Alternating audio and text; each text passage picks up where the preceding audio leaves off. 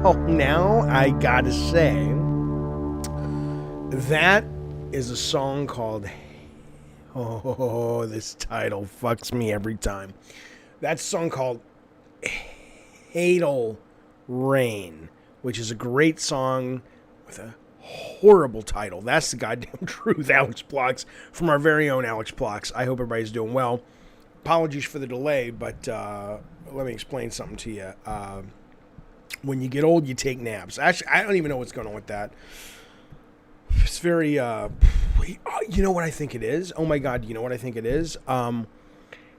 So Saturday we did pot and popcorn, and I had not done pot and popcorn, aka I had not done pot for a very long time. It had been like a month and a half, 6 weeks.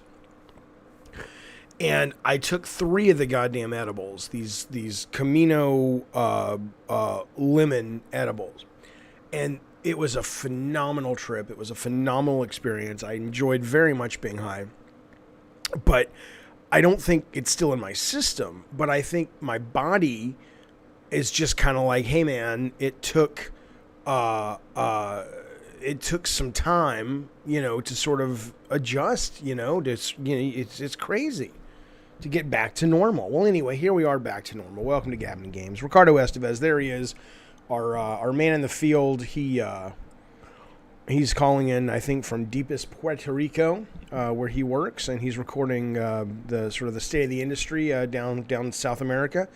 Jaffe, what was it like to have people look up to you when you were in the industry? I know I certainly did. This is a comment right here from our good friend, The Furious. Let me give you a good answer to that question. What was it like to have people look up to you? I mean, I'm not going to lie. I mean, I think when I was younger and it was first starting out, there was an ego stroke to it. It's just the truth. I remember, Shannon, who ran the studio with me creatively, and she did the production.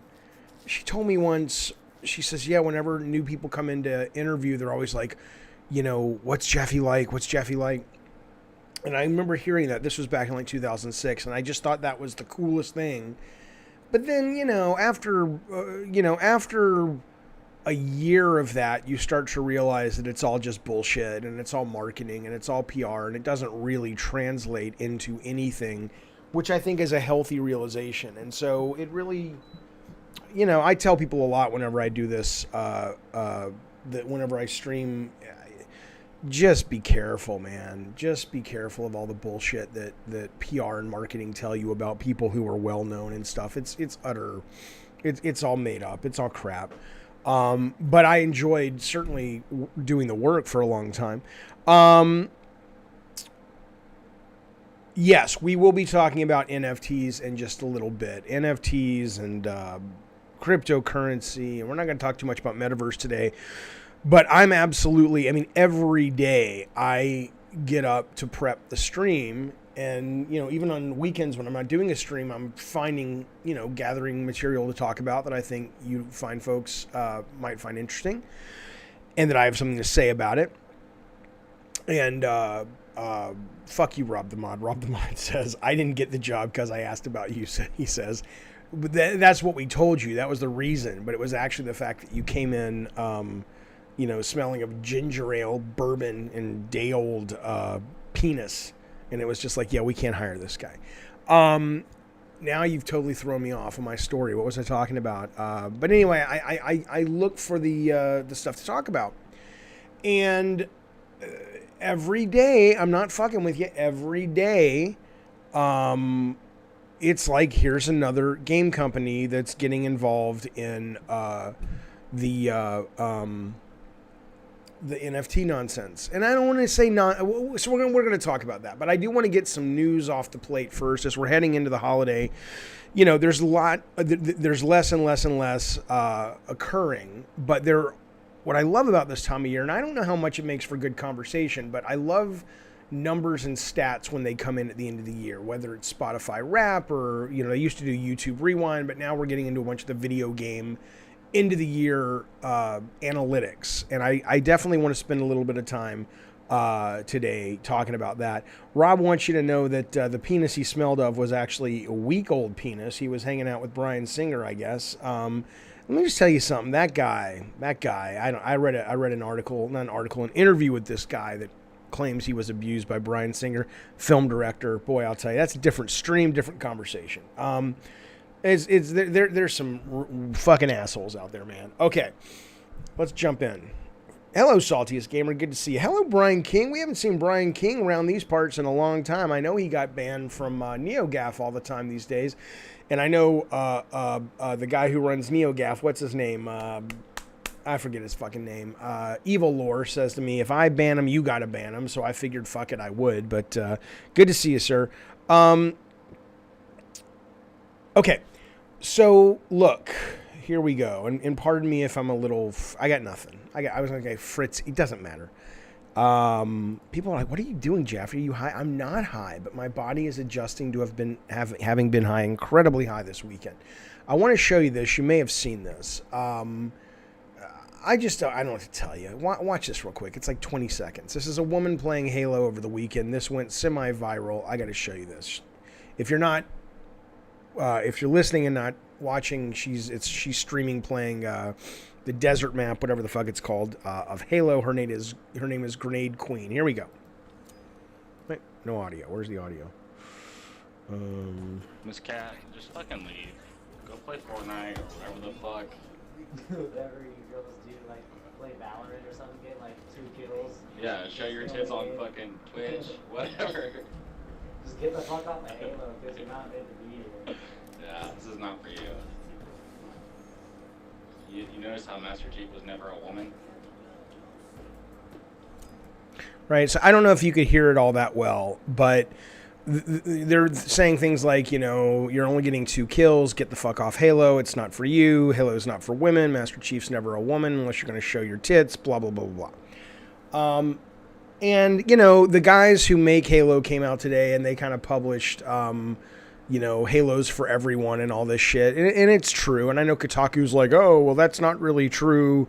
Competition's at the heart of it. It's like, you can be competitive without being a motherfucking asshole. Now, I think these guys who did it did actually write an apology to the woman afterwards. But I only bring this up because I'm curious. Because and I don't mean this like I wasn't raised this way. Legends is like me saying, Jesus, people are horrible. I mean, this is not news so much as the news here is, wow, this is still going on. It's incredibly common. Right. Well, see, this is Bacon says a girl getting harassed online. Wow, this is really shocking. How dare they? Again, I'm not suggesting that it's shocking. I'm suggesting the shocking part is the question of what is the process of raising a child, let's just say a male child, that leads them to behave this way. Like, I know that, like, Josh Douglas says cyberbullying. I understand normal bullying, like, and maybe it's the same thing, but if you go to, back in high school, not always, but a lot of times there would be the reason you would discover that kid who was a dick to everybody, years later, it's like, oh shit, man, his dad was a total alcoholic and he beat his wife and eventually she left him. And there was just all this shit that was happening in their home life. I mean, maybe that's the same. It's the same thing that if you trace these guys back to what's happening in their homes, they just spend more time on social media now. And so that's where they spread their bile. But I don't understand, maybe, I don't know. Maybe they just think it's that sort of pickup artist negging thing. Like, oh, let's tell her she's shitty and then she'll be into us. Maybe they just don't fucking know how to talk to it doesn't have to be the opposite sex, but in their case, the opposite sex or anyone that they're interested in. Maybe they just can't, they don't know what to do. Maybe they just freeze up. Spaz says this is what happens when you get raised by television instead of parents. But where are you seeing this in television? What characters in television do this? Jarvie Rock says, I see this clip. This is the reason I hate multiplayer games. I hate toxic people, and I love how they said, you notice Master Chief isn't a woman. they forget that there are female Spartans. Well, I will tell you that I play Halo a lot, and I guess because I've never even thought, I talk to people on the server, but I've never even thought to turn on the voice chat from everyone else. So it's like, why would I even hear these people? But why would you turn on random voice chat? I guess because if you want to play seriously teams and shit, you need to be able to coordinate, but I don't fucking know. Matt DeMarco says, that's why I don't like your mama jokes. If you can't respect mothers, how can you respect women? Well, I love your mama jokes. Your mama jokes are fantastic because they're not really serious, right? Just like your mom sucking my dick last night. There was nothing serious about it. I swear to God, it was like being sucked off by a fucking clown at the Barnum and Bailey Circus. Things like that. That's enjoyable. That's fun for me. But it's not real. It's not a serious attack. Craze says, Jaffe, there's no process. This is the best human beings have to offer, really. Garbage in, garbage out. George Carlin. Yeah, I mean, maybe true. Maybe true.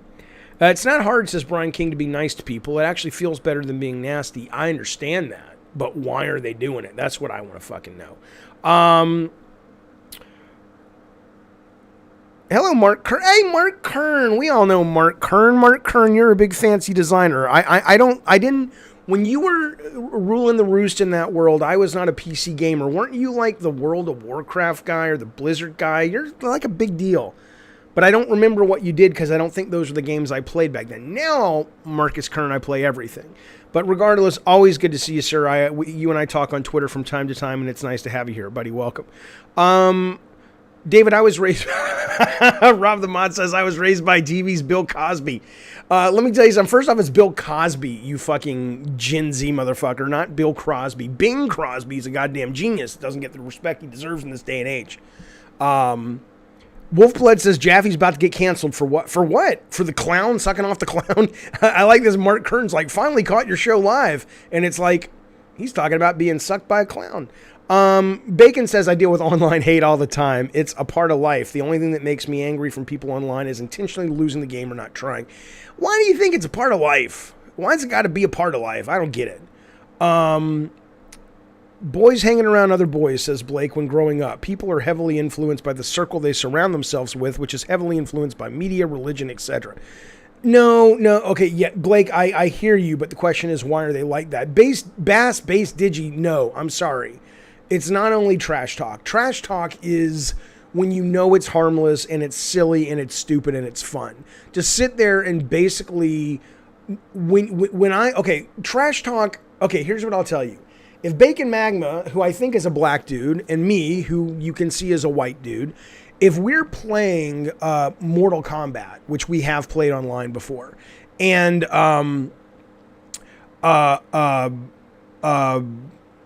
we're trash talking, and I'm like, Bacon Magma, you're the stupidest motherfucker I've ever seen in my god. That's a terrible trash talk. And he's like, Jaffe, I swear to God, when I fucked your mother last night, her vagina was so big that I fell inside, and there was the script in there to Spider-Man 4. I don't know, whatever. I'm making this shit up real fast. That's fine, because nobody's serious about it. But if suddenly he starts attacking me on my race, I'm attacking him on his race, that's not trash talk. That's just being cruel and being an asshole. You can't tell me these people don't know. You can't tell me these people don't know the difference. There you go. Bane says, Bing Crosby, Lucille Ball, and Desi Arnaz pretty much built San Diego. Bing Crosby, baby. Go watch a documentary on Bing Crosby. Bing Crosby was bigger than almost any entertainer that most people are out there today.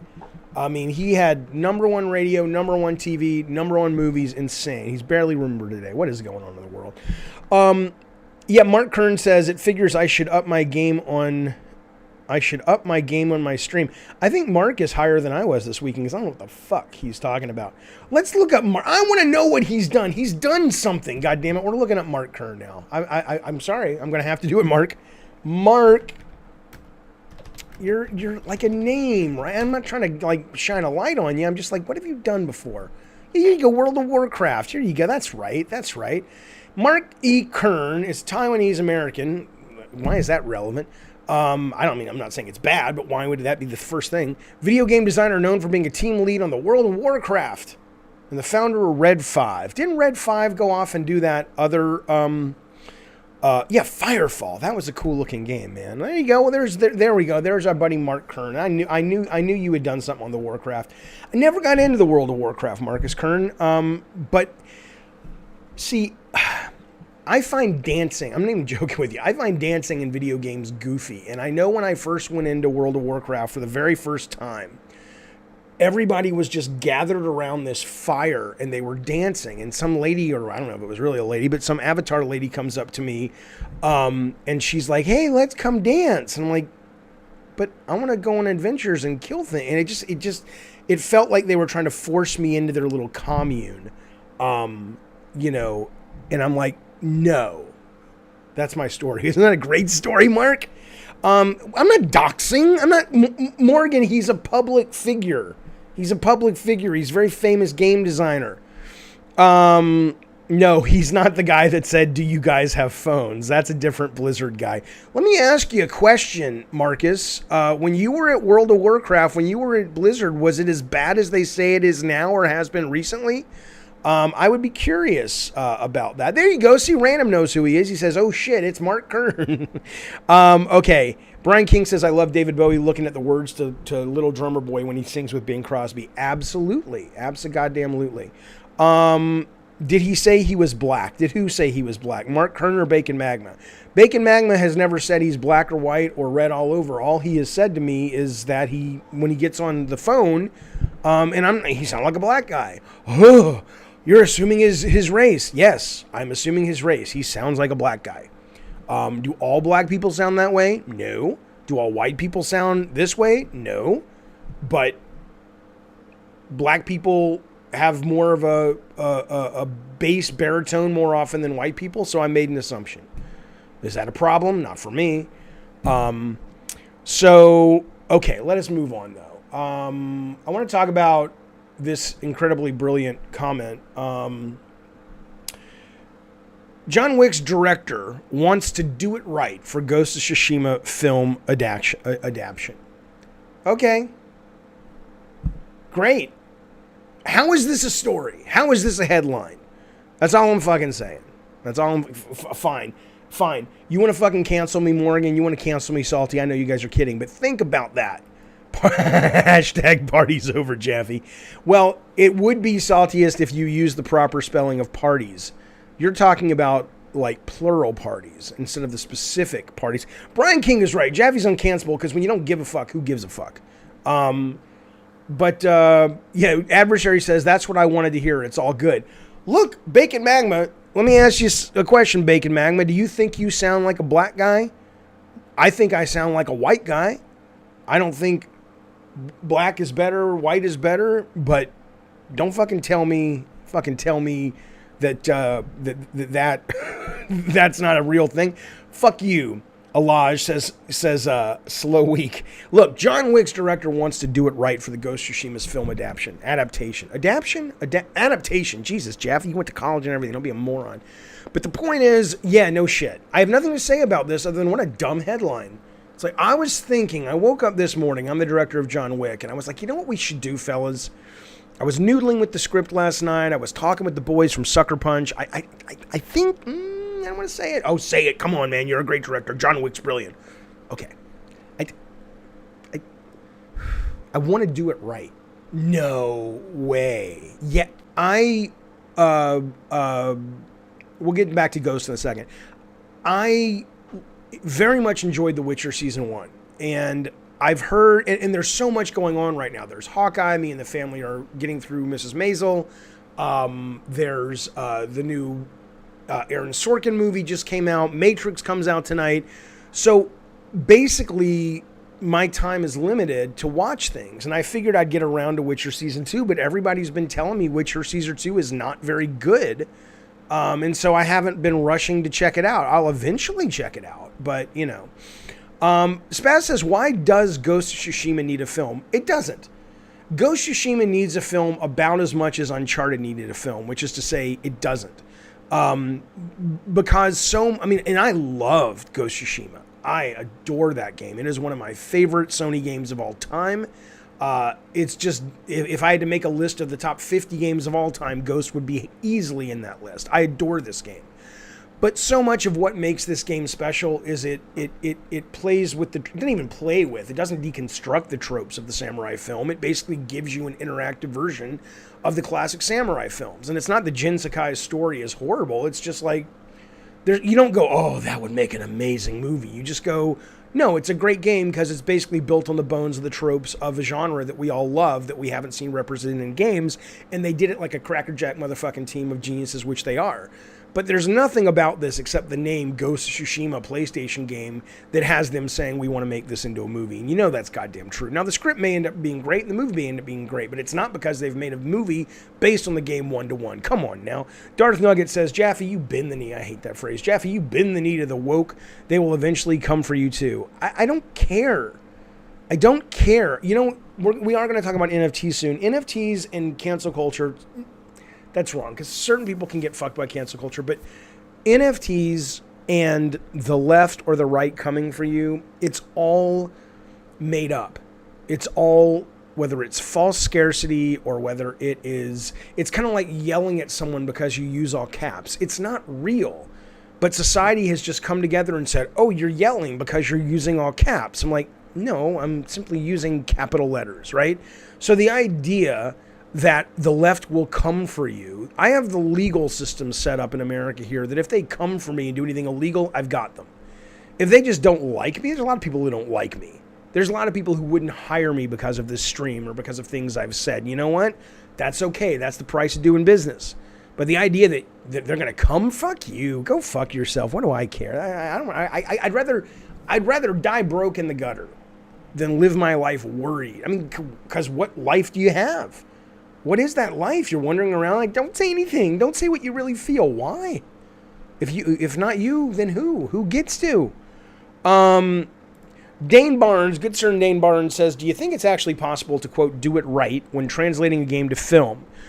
Sure, 100%. But I think you have to take what makes the game unique and ask yourself, is that something that can be translated to a film? Just like there are books that really, I mean, you can try to make anything a film or a book or whatever, but there are a lot of books people say that's probably not very filmable. There are games where you could look at Tsushima. The only reason Tsushima is getting a green light is the same reason Uncharted got a green light, is because they thought it would make money because of the name brand, or in the case of Uncharted, the two actors. Trust me, if what's the guy's name? Tom Holland and the Daddy's Home guy. Come on, Marky Mark. He must be like, I've been in Scorsese movies, and you remember me as Marky Mark and the Daddy's Home guy. Mark Wahlberg. If they weren't interested and they didn't have stars of a similar ilk, that movie wouldn't be coming out. You know that's true. But there are some movies. If somebody went and wrote a script about, even though I did not like the game, Detroit Become Human, it was too on the nose as well. There's something in that story, I think, that could make a great movie that on its own would stand on its own as a script. I think Life is Strange could stand on its own as a script. I think there's a number of games, but it's not the fact that it's a video game can't transfer. It's the fact that most times when Hollywood takes video games and makes them into movies, they're not taking them because some producer out there was like, oh my God, I found this amazing story. Like if you follow Hollywood like I used to, you know, a lot of these filmmakers have deals with, or studios have deals with book publishers, and they will get what's called, I think it's ARCs, which are like, hell, even before the ARC, but it's a book before it's published.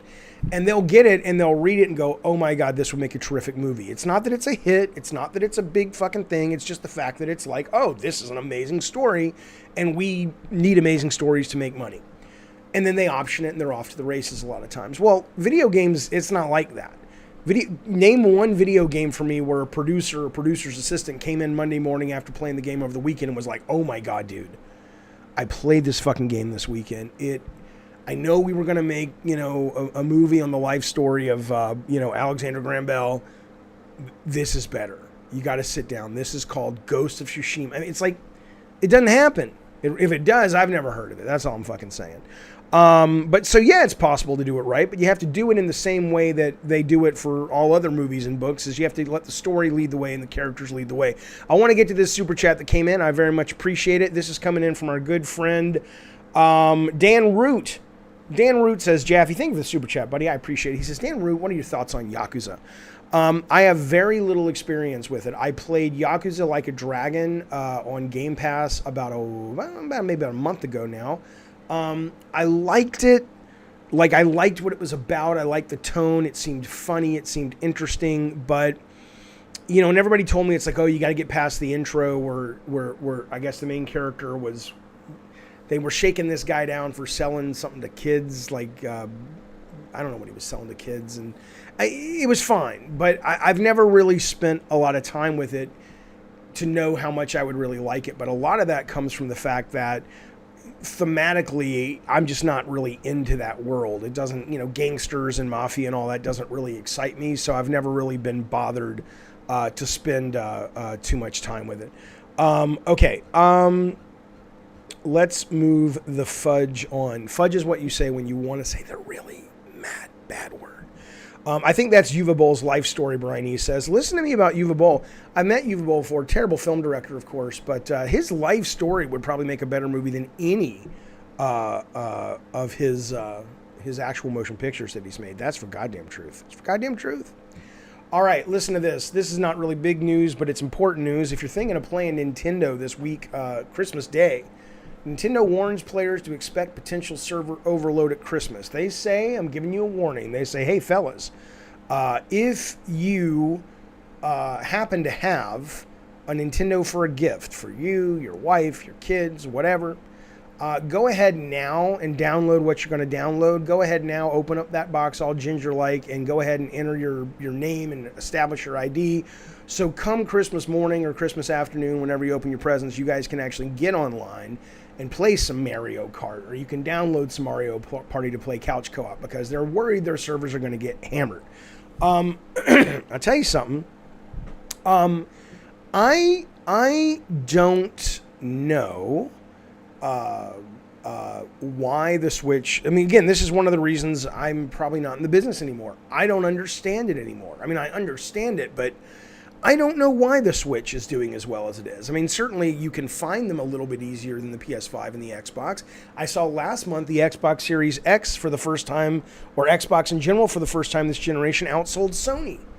But nobody's thinking, even though I love my Xbox, nobody's thinking that's because everybody loves Xbox more than Sony. You can't find the X, you can't find the S. So I don't understand anymore what is causing this. If you go to the Amazon homepage, if you go to the top 10 games of Christmas, 5 of them are fucking Nintendo. And most of those Nintendo games are not like Metroid that came out last month or whatever. That's gone. It's like Mario Kart 8 is still in there. Animal Crossing Horizon is still in there. Josh Douglas says it's because the Switch has fun games. All the systems have fun games. Halo's a fun game. Ratchet & Clank Rift Apart is an incredibly fun game. Nintendo stuff ain't for me, says Grape King. I love Nintendo. I really do. I've always been a fanboy. I don't think lately their stuff is as magical as it used to be, but I still think they're a wonderful game developer. But I don't play my Switch all that often. Morgan says Nintendo has more playable multiplayer-centric games than anyone else. Okay, so you think that's what it is, that and the portability. This is a guess, says Brian East, but the Switch is a lower hardware spec and it's easier to manufacture in bulk. So, well, yeah, but okay, so you're just saying they just have more of them out there. I understand. Adversary says, I saw an S yesterday at Walmart. It was like looking at a unicorn. Yeah, I'm so tempted to buy an S for another room, but I'm not going to. I don't really need one. Okay, hang on a second. Hang on. I want to see this comment. I wanted to read this. Nobody knows what Dead Metal Media is. Yeah, somebody's saying, Jaffe, you should watch this Dead Metal Media thing and react to it. Martyr Might Die. Oh, I think this is the guy who was in the other day being a spam troll guy. Yeah, nobody knows who he is because I think you're doing ads for him, Martyr. I mean, if he's interesting and worth talking about, you're more than welcome to post something in the chat telling us why we should give a fuck. But I don't think anybody knows who he is. But yeah, let me know. Ben says Nintendo's hot because it's an easy distraction for kids. You mean you can just hand them a portable in the backseat of the car? But they have phones, man. Those kids have phones. They don't need that shit. They have plenty. Oh, I don't think that's true, Kanoa. He says Stream Deck is going to kick Nintendo from the industry. Not true. Stream Deck is going to be popular amongst a subset, but the average person is not looking to play portable PC games. I think it's cool. I think it's fucking cool, but to act like that's going, you're not going to give your kid $1,000 Stream Deck. Oh, Dead Metal Media has Matrix spoilers, says Crazed. Oh, yeah, no thanks. Thanks for letting us know, Crazed. Okay. Let's move on. This is the biggest gaming disappointments of 2001. I haven't even read this yet. This is from Kotaku. And as I said at the top of this stream, I very much like I like lists, end of the year lists, things like that. Here we go. These are the biggest disappointments in the gaming industry of 2021. Somebody earlier came to me and said, I think it was Talk Nice in the stream. He says, Jeffy, get to NFTs. I'll get there when I get there, motherfucker. Settle the fuck down. Or you can watch this on Timecode later. Bobby Kotick still has a job. That's the biggest gaming disappointment of 2021. I don't think it's a surprise, but I think it is an absolute disappointment. I think if you look, let me find it real quick. If you look at the top, Call of Duty Vanguard is number 2 of the whole year. Bobby Kotick makes some money. They don't care. So I'm glad this is disappointment and not surprise. The only way Bobby Kotick's going anywhere is if the bottom line starts to get hit. Nobody gives a fuck about the bottom line or about the people being abused. As long as people being abused create the bottom line. Fuck you, Talk Nice. He says the NFTs, Jeffy. Fuck you, motherfucker. Battlefield 2042 botches its launch. That's the number 2 disappointment of 2021. I'll tell you what, that's not even in the top 10 anymore. That is not even in the top goddamn 10 anymore of NPD's. I'll show you the UK in a few minutes. Their top Christmas games. Battlefield's nowhere to be seen. Nowhere to be seen. GTA Trilogy is a buggy meme disaster. You know what? I played it. I played San Andreas on the Xbox. I did not have the problems a lot of other people did, but I hear it was really bad, so fine.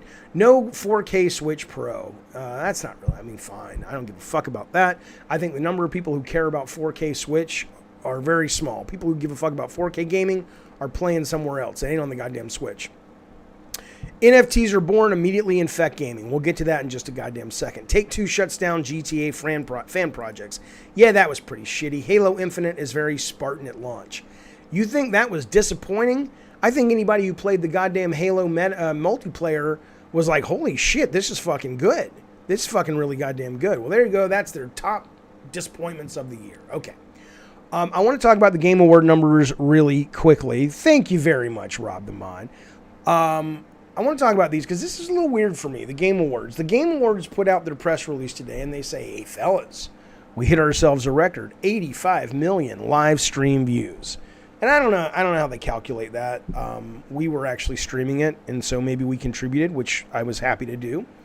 But this is actually worrisome if you look at the history of the Game Awards. 85 million eyeballs, probably more, is not something to sneeze at, okay? I'm not saying it's a problem unless they're wondering why it's so anemic. It's only up 2 million. I want to show you these numbers. The very first was 1.9 million, okay? Then it went to 2.3, then it jumped to 3.8, okay? So in 2 years, you had about double. And then in 2017, it goes from 4 to 11 million. And then it goes from 11 to 26 million, then 26 million to 45. Then 2019 went from 45 to 2020 to 83 million. And then look at this. The last time they jumped only 2 million viewers was 2014 to 2016. So the question becomes, have they simply hit a ceiling? And in that point, they're still making gobs of money, I assume. So it's just like, yeah, this is kind of our ceiling, and let's just keep it going for 10 years, and then we'll sell it off to someone and make more money that way.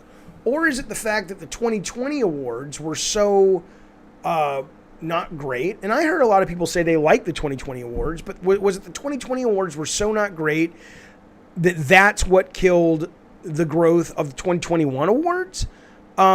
because what's weird about this is you can't say that this 85 isn't growth because the show wasn't very good, because that would affect next year's show. That's kind of like when you look at a movie and it doesn't open big or it opens big. That's not because the movie's great. That's because of the marketing or because of the movie that came before it that this is a sequel to.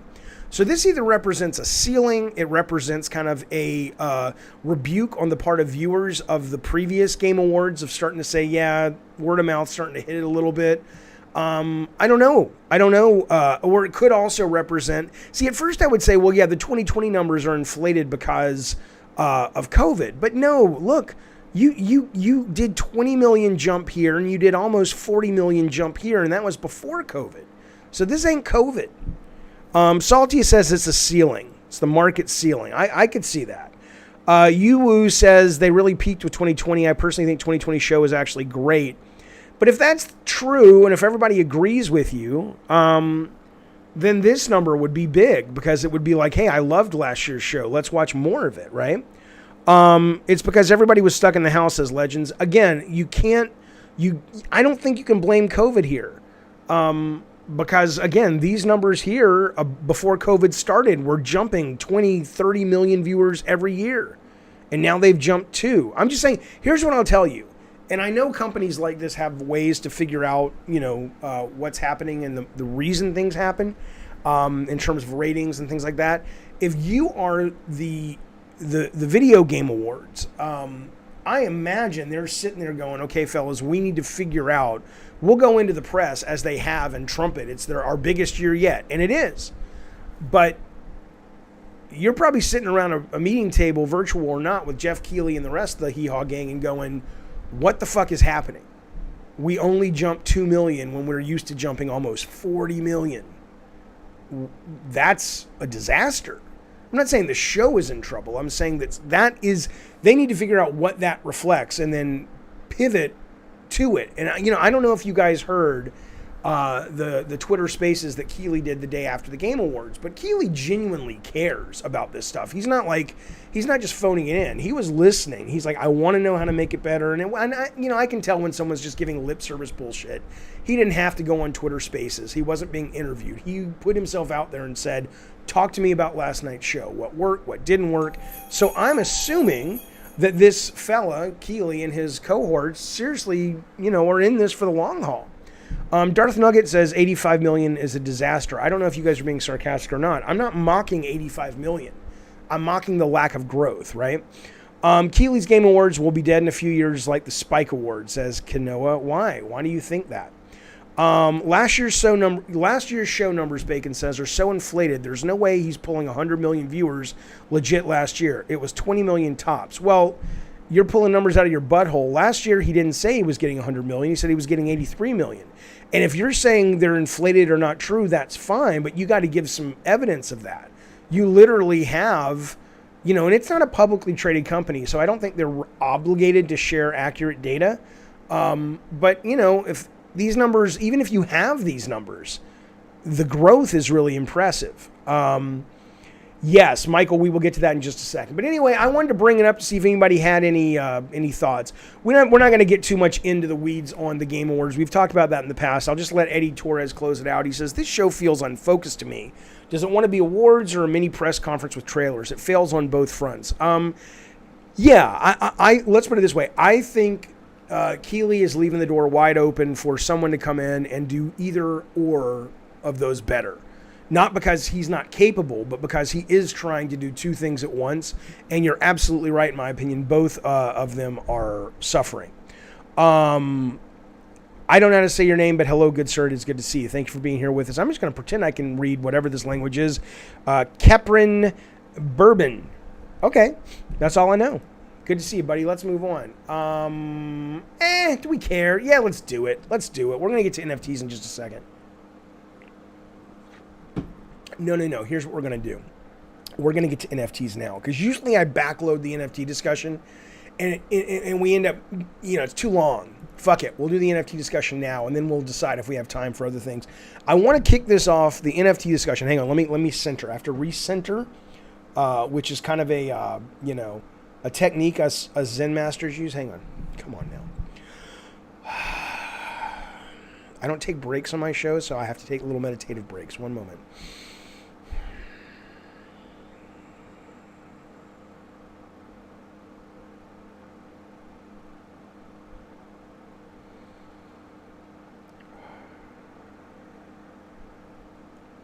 Listen to me.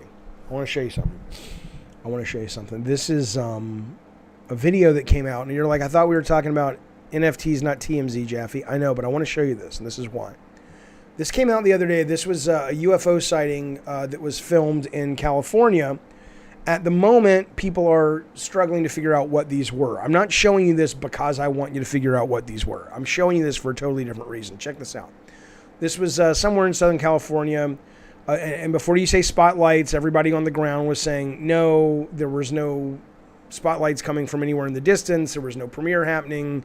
This, whatever this was above the cloud layer. Is it true? Is it not true? I don't fucking know. Who the fuck knows? Who the fuck really cares at this point? Until we know, we won't know. Okay. But I show you this because UFOs, and I'm only being hyperbolic and silly and stupid for just because it's fun, but also because the intention behind what I'm about to say is accurate, which is this, which is the obsession that NFTs are causing amongst a lot of really wealthy, smart people in the industry and out of the industry, but let's just stay focused with games, is such that it makes me wonder, like there's no logic to this. There's no logic to the fervor with which these game companies are jumping into NFTs. Or if there is, it hasn't been explained, because everything that's been explained, and I've watched the TED Talks people have sent me. I've talked to friends of mine who are trying to get into NFT. I have a very good friend who is getting into NFT gaming company. And I'm going, this feels like something aliens would be like. I know I'm not trying to be dumb. It feels like one of those things where it's like, you have to shift to this currency, says the aliens. Just trust us. And so they're just sort of making it happen. They're forcing it. They're jamming it in to the culture because no one wants this. No one fucking wants this as far as I can tell, except the people who are standing to make a lot of money. I'm not going to tell anything you don't know. Every day you open up your browser and you find, here's Solana Ventures, 150 million into blockchain. Zynga just got into blockchain gaming. Peter Molyneux has a game coming out on, I don't know, the blockchain. It's blockchain gaming, and it's some kind of business sim thing, and you can make virtual goods and sell them. And the land of where you can sell them in the virtual environment sold this week or last week for over $900,000. One plot of land, because it was like riverfront land and it was really appealing and all. It's like, what are you talking about? Someone literally paid in cryptocurrency, which ultimately translates to $900K in real money, for a goddamn plot of land. The guy at EA says, the EA CEO says, the future of gaming is blockchain games and NFTs, but he doesn't really know how it's going to work, okay? It doesn't make any goddamn fucking sense. If you read, this was a great article that came out this last week on NFTs. Let me scroll through it to find some of the quotes. It's been a few days we were going to talk about this, but this is a bunch of executives that are in the NFT business. The vast majority of them have not made games. The vast majority of them do not come from video game backgrounds, okay? So that tells you a lot of what you might need to know.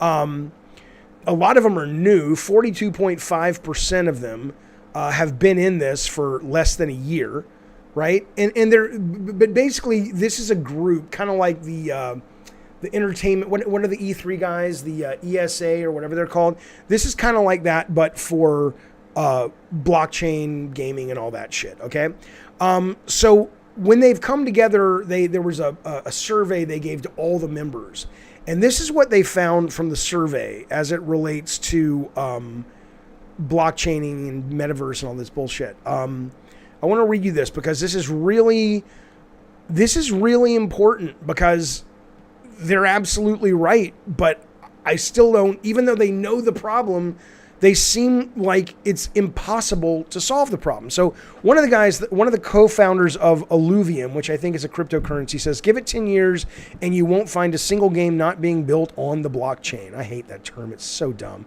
But anyway, blockchain gaming has introduced the play-to-earn model that empowers gamers to own their own in-game assets and earn rewards in return for contributing their time and skill to playing the game. So basically, if you unlock something or buy something or get something, you can basically sell it in crypto money, which translates into real money, although people can argue that is real money, blah, blah, blah. Okay, fine.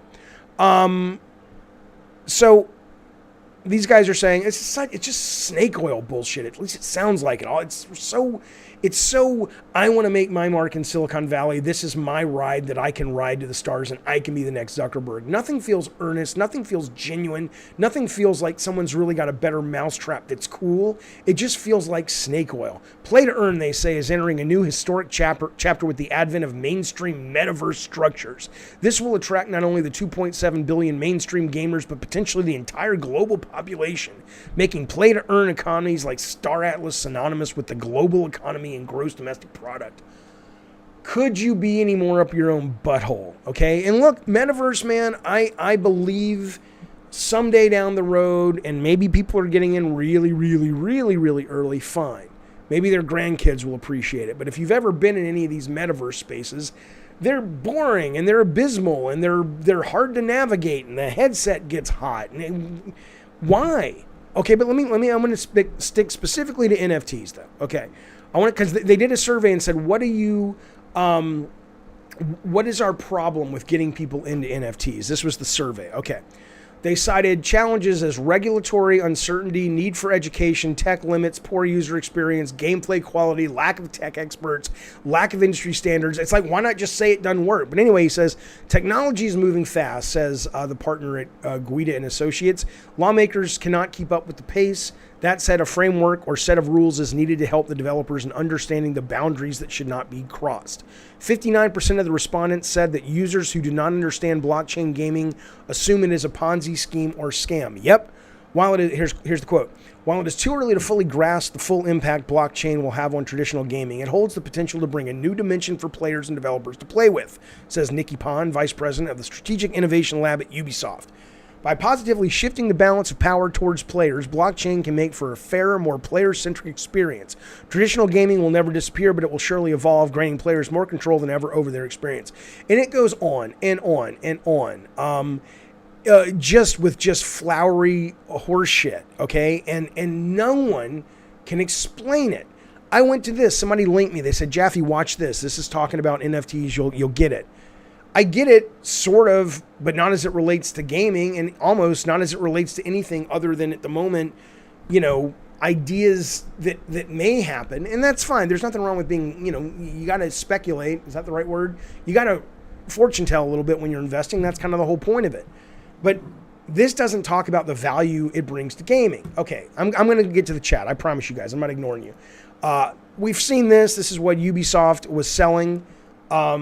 You play 600 hours of Ghost Recon Breakpoint, and if there's one left because they're going fast, they're NFTs. That means they're valuable. This is a helmet, I think, that you can get that has a serial number on it, so it's very exclusive. Oh my god. Ubisoft devs have pushed back. If you read this article last week, they're basically the people who are actually making this shit are going, "What the fuck is this? We don't understand it. We don't appreciate it. We don't get it. We don't like it." Well, Yves Guillemot, who's just top of the food chain when it comes to classy humans, says that's just the beginning. People don't like it because it's like loot boxes and microtransactions. We're all in on this. It's gonna get even better. It's gonna get even bigger, right? Well, it's neat that we're starting to see a little bit of pushback, where nobody. Now again, I don't think Ubisoft went into NFTs with Ghost Recon because they expected them to sell really big. I think they went into NFTs because they wanted to dip their toe in the water, and they did it with the game that didn't really matter. I mean, every game matters, but in terms of it's not like they were doing it with Valhalla yet. And lo and behold, there was a report today that came out that's saying that only out of the NFTs of this particular item, only 15 have been traded and sold, which means nobody gives a fuck. Nobody actually wants them. Nobody cares, okay? It's then we heard about this. This is Stalker, the game Stalker. A couple days ago, they come out and say we're doing an NFT NPC, and all the internet was like, "Go fuck yourself." And they reverse track. They said the interests of our fans and players are top priority. We've canceled anything NFT related in Stalker 2. That's good to see as well. I don't disagree much with Jeff Grubb. I don't know him that well. He seems like a dick to me, so I don't like him.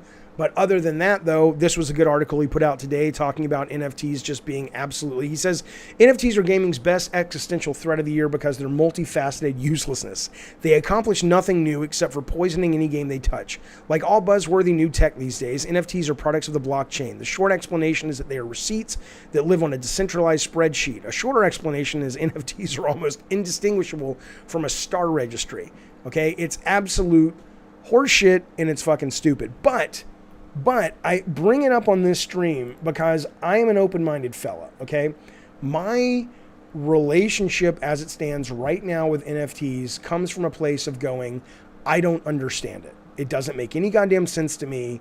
And maybe someone can explain it to me here on this very stream, here on this very chat.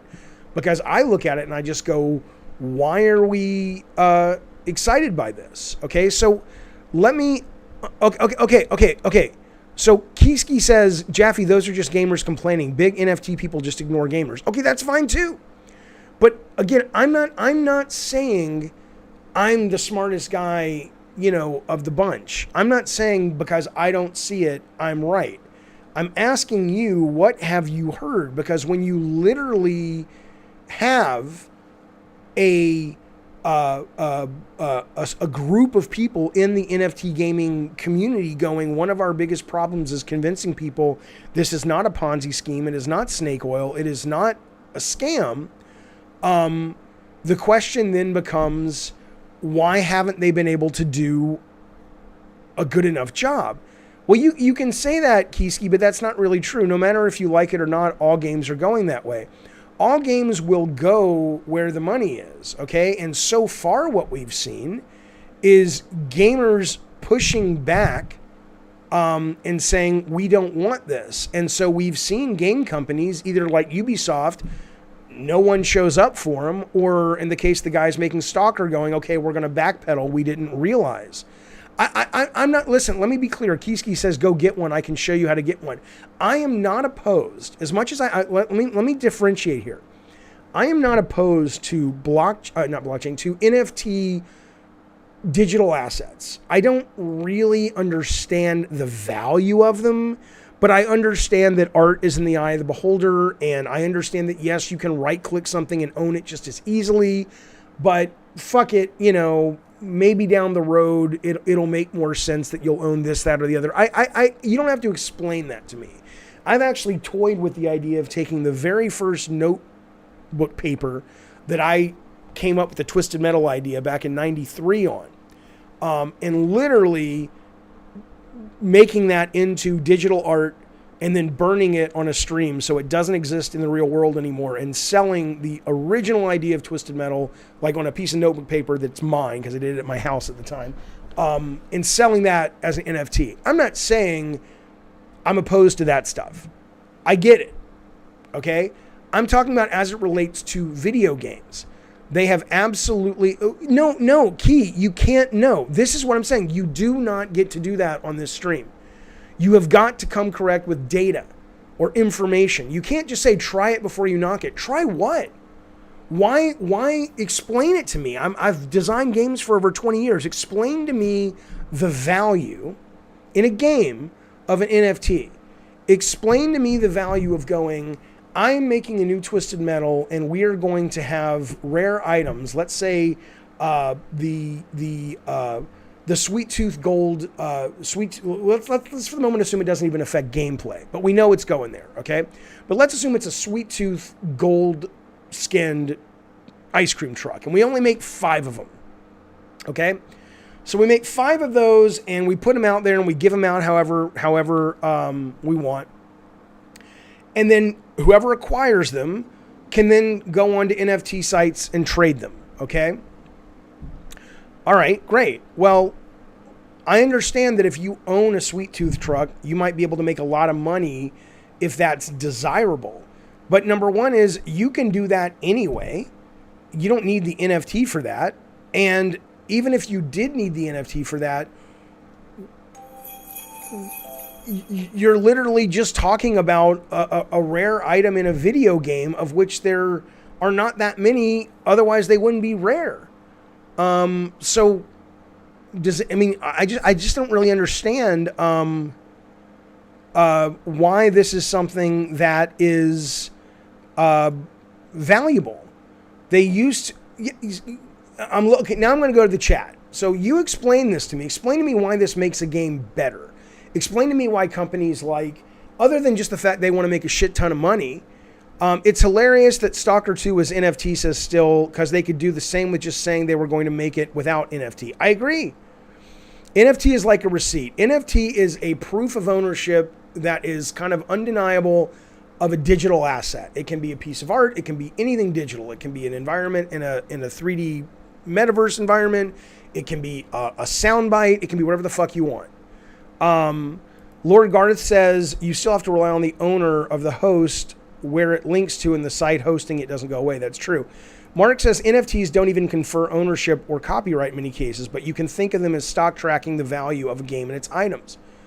Jaffe, ownership is in the mind for all these things. The value is to the user. I get that. And I don't mean this disrespectfully. I'm not a moron in that I understand artificial scarcity, right? I understand that even the stock market is in so many ways driven by gut feel, and it's not a real thing in so many ways. I understand that. But with the stock market, at least you can say, yeah, but if my gut feel works, there's a lot of people who want what Walmart sells. So if I buy in to Walmart, I get to have something in the real world of value. Okay, I get to buy my mansion. I get to buy my yacht. I get to pay my kids to go to college, whatever. But gaming art so far, but let's just take gaming. Gaming so far has not explained. It's like, give me the perfect example of what NFT value you could sell in a game like Ghost of Tsushima. Like what is the equivalent of buying into Walmart in Ghost of Tsushima? Matt DeMarco says the artist gets a piece of the resale. I think that's great. I think that's wonderful. But again, we're not talking games. We're talking, you're talking individual pieces of digital art, which, yeah, fine. If there's a market for it, great. And I can understand that to some extent, but I don't see how it applies to gaming. Eddie says false scarcity, money laundering, and companies trying to cash in on a fad before the bubble burst. The question, though, is, again, all of that is, I don't support that, but all of that, as humans in a capitalist society, we have experience with that. We know that works. But that only works if you can create scarcity, if you can create a sense of artificial value. And I've yet to see anybody explain to me. I mean, I'm serious. I'm sitting here doing a chat right now. How many people we got watching this goddamn thing? I'm sitting here doing a chat right now for 181 people. When this is done and said and done, and we'll get about 4,000 people watching it, when is someone going to answer this? When is someone going to come out and say, oh, Jaffe, here's a great example. Take Mario Kart. Well, blah, blah, blah. And I'm like, oh, right? Right? I finally see it. Jaffe, you act as though games have value now. They do have value now. They have value as pieces of entertainment. You don't buy a digital game because you're investing. You buy it because you want a piece of entertainment. We don't subscribe to Netflix because it's an investment. We do it because the investment is entertain me for my money. Gareth says the best use would be for an online card collecting game. They already sell you digital goods, so switching to an NFT makes sense. Right, but you can do that anyway, right? There are games out there where there are marketplaces where if I buy a really cool Magic the Online card, although I don't know if you can do this in Magic, but let's assume you could, I could turn around and I could sell that at a third party seller. In fact, sometimes it's the company that makes the game, but sometimes it's third party and get real money. Let me come back to these comments. I want to get these 2 super chats real quick, though. Thank you guys for the super chats. I appreciate it. Marco, thank you, buddy. He says, I'll buy that piece of paper for $2. He means my Twisted Metal NFT. Absolutely. That's probably as much as it'll be worth. You got it, buddy. Thank you for that. And then let me get this one that just came in. This is from Magnum. He says, in what way does it hurt the environment?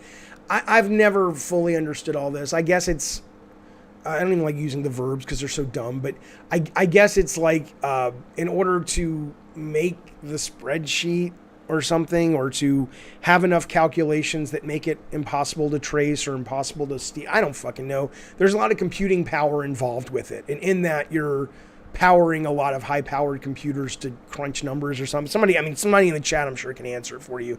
But I think it has to do with that, Magnum Visuals. Thank you for that. I appreciate it, buddy. Okay, so Bacon says you explained it. Let's see what Bacon has to say. Bacon says your problem is finding the value in NFTs. You can have that issue in anything, such as youth memberships, wooden cabinets, or skins. No, Bacon, you didn't explain it. My problem is, it's not even a problem. My question is, what I'm trying to understand is you have all of these very big companies with people who are way smarter than me that are getting into this, okay? Whether it's Ubisoft, whether it's Zynga, whether it's investment partners, on and on and on and on, okay? So clearly, if you're going to invest that kind of time and energy and passion and resources into a new direction for your company, you must have sort of worked out why what you're selling is of value to the customer. That no matter how much tech you have, that's always going to be job number one. Is this something someone's going to want? Whether it's something that's genuinely valuable or you've convinced them through marketing and PR that's valuable is irrelevant. And all I'm asking is, what have they presented that is so compelling, or more importantly, what has been presented to them that is such a compelling case that they're willing to invest in this being the future of their company, or at least one of the futures of their company? Like, you would think by now, with all these different people coming in and saying, we want in, we would hear, with virtual reality or even the metaverse. I don't know if the metaverse is actually ever going to happen, but when you hear someone wax philosophic, poetical, dramatic, hyperbolic about the metaverse, you go, okay, yeah, I know what the Oasis is. I saw Ready Player One. I do think that would be cool. I don't know if we're going to get there, but I'm like, okay, I can see you hedging some bets, putting some money down on, double sixes on the craps table in the hope that maybe that number will come up. And if it does, it'll be cool.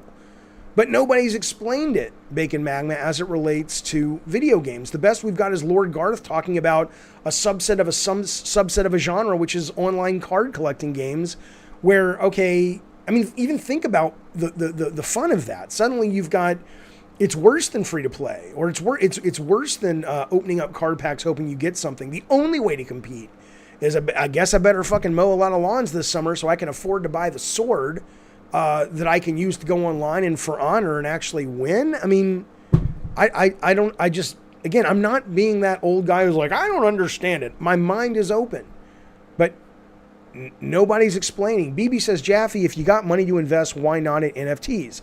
It's something we enjoy and have the option to do. Imagine buying a nice property in a game that will be yours to sell for a valuable price. That doesn't make any sense. That's why, if you have the money to invest and you want to invest smart, why would you, what is a nice, do me a favor, BB, define a nice property in a game. What does that mean? Give me one game right now where it would be a nice property. Property has value because it's rare and it's desirable. And sometimes it's desirable because it's rare. It's digital. What determines a nice piece of property in a game? Again, you guys aren't answering shit. I want to point that out to all the ones that are defending this. I'm asking you guys for a very specific thing, that if you believe in this, and I don't mean NFT art, that's a different thing, and I understand that. I'm talking about as it relates to games. Can't you articulate it? The NFTs assets are being pushed into games by a board whose sole job is to create ideas of large streams of revenue, says BD. I get that as well. I have no problem with companies trying to make the most money they can as long as it's legal. I wish it would be moral, but as long as it's legal at the moment, they have their right. But boards are filled usually with really smart, educated business people. And in that, you would think they could articulate why this shit matters. Literally, the group of NFT executives for gaming that have come together have said, in the top 3 issues they have with NFTs right now, the number 1 or number 2 issue is convincing people it's not snake oil and it's not a scam and it's not a Ponzi scheme. So why is this hard? Am I having a stroke? Am I articulating poorly? Yeah, a lot of companies, says Mr. Orange, own the rights to digital content. This will allow you to have ownership rights. Not sure if it matters. Yeah, the only excuse I've seen, which was the penny arcade joke, which was absolute, incredibly wise, was the guys like, yeah, if you want to basically tell me I can buy, Call of Duty Vanguard digital, and then I'll own it, and then I can turn around and I can sell it. Great. Then you can that becomes valuable. Oh, you're saying you can have like a resale market in digital games? That's great. But selling a sniper rifle that has Banksy art on it that may or may not disrupt gameplay because it has to be tuned in such a way, I'm sure somebody might buy it as a novelty, but you want to pivot your whole company towards a business model on the off chance. I mean, hell, where are the people rushing to buy the shit for Ubisoft? I'm gonna move on. I just want to see if there's anybody in here who's got anything smart. Not that the comments are dumb, but anything that really speaks to this. Yeah, King, I agree. The best case is you just sell your games. Magnum Visual says, how about an economy simulator where you pay real money to someone else with the right set of skills to build a house or plant food in the game? Number 1, thank you for the super chat. Number 2, I mean, you can do that now. I can go on to Fiverr or TaskRabbit and say, hey, are you really good at Minecraft? Could you build out a little thing right here? Why does that have to be an NFT? Why can't that just be someone's skill designing levels? Sergio says people are delusional. I'm not buying into the NFT bullshit. I'd rather pay for a puff of your digital dope. I should make that. That would do well. There's a move to get people who don't like microtransactions, making them believe now you can own it, says Dave Rock. But these are all conspiracy theories, though. I mean, these are all things like, again, this is amazing. Josh Douglas, fuck you. Josh Douglas says you're making a big deal about nothing. Dude, someone just spent almost $1 million on a plot of digital land, okay? It's almost $1 million in a video game. A fund just raised $150 million for this. Zynga just got into this. Ubisoft is into this. The idea that I'm making a big deal about nothing, I'm not making the big deal about it. I'm asking, why is it a big deal? There's a very big difference. The fact that if you love games and you're not questioning this, I'm not questioning it like, oh my God, we have to do something. Look, if it's a good idea, I want in. I want to support it. I'm not opposed to good ideas. I'm not opposed to people making a lot of money. I want you to think about this. Literally, no one in this chat has been able to communicate the value of NFTs as they relate to video games, as it relates to the player's experience. Not one person yet. So I want you to think about that. I want you to think about why that is. I feel like I'm in a dream filled with crazy people. All you people are spending all this fucking money and investing in these companies to sell this shit. And it's like, what are you doing? What the fuck are you doing? Yeah, Kiski says, Darth Nugget says to Kiski, you've given no examples. Right. Shay says $900K for a piece of digital land. Why not just buy 3-row property and become a landlord? Well, so Shay, not in the Peter Molyneux game. I don't agree with that. But okay. It was explained to me by somebody on this very chat, and that's what I'm saying. I'm an open-minded guy. I understand the metaverse as it relates to it could be something one day. Okay, so you're investing. What he said to me was it's like investing in New York before New York became New York. Where you basically took the land from the indigenous people for some fucking beads and shit, right? It's like, yeah, chances are there's like 6 or 7 main metaverse companies right now trying to do it. Ideally, they say they'll all link up, but who really believes that? If Meta from Facebook gets it, they're not going to be like, oh, sure, yeah, who knows what they'll do, right? But I can understand that if you say, you know what, I'm going to buy waterfront property for a Gucci store in the metaverse, and I'm going to buy it now for $1 million, which is nothing to a company like Gucci or Ferrari or any, Walmart. And these companies have assured us that we are going to create artificial scarcity. So if you do one day want to come shop in a desirable area of town, whatever that means, it's all bullshit, but fine, then that might be a good investment if it takes off. It probably won't, but maybe it will. I at least get that. But I don't understand the game portion of it. Key says go to OpenSea while you're online. I will. Remind me of that in a minute. I'll go over there. John Moore says, as it relates to games, NFT is a digital auction. And I would say from a design standpoint, you would make your own in-game currency to bid on the auction or digital NFT. But as a gamer, why would I want that in my game? Why is that fun for me? If I'm playing Call of Duty or if I'm playing Halo, which I love right now, for me to get the samurai armor, I get the samurai armor by playing in Battle Pass challenges, which in turn gives the gaming company social currency because I'm online, and other people might go buy shit at the store. Yeah, is there somebody out there that would go, oh, but there's 5 or 100 samurai armors that are gold, and they'll do this kind of auction? Sure, but is that seems like a niche of a niche of your audience type. That's not enough people doing that to pivot your whole company, is it?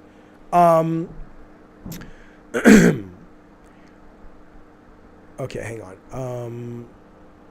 If enough gamers visit the land, it has a cost to play. It's worth it. Like Roblox has a cost to play certain games.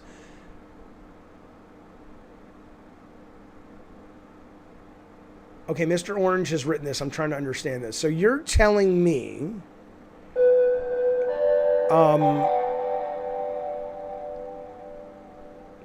if enough players visit the land that I've bought, it has a cost to play. So I have a plot. I mean, this is what's weird. I have a plot of land where it doesn't make any sense. I have a plot of land which would be great for death matching. So I rent it out to Microsoft for a Halo map. It's digital. It's not a real place. Why don't they just go make their own fucking environment that looks almost exactly like mine and let the deathmatch happen there? I don't, who does this? Who's going to do this? I don't even believe that. This Hate to Gigan, Hotta Gigan says, another use case is the same NFT could be used in more than one game. That is just horseshit.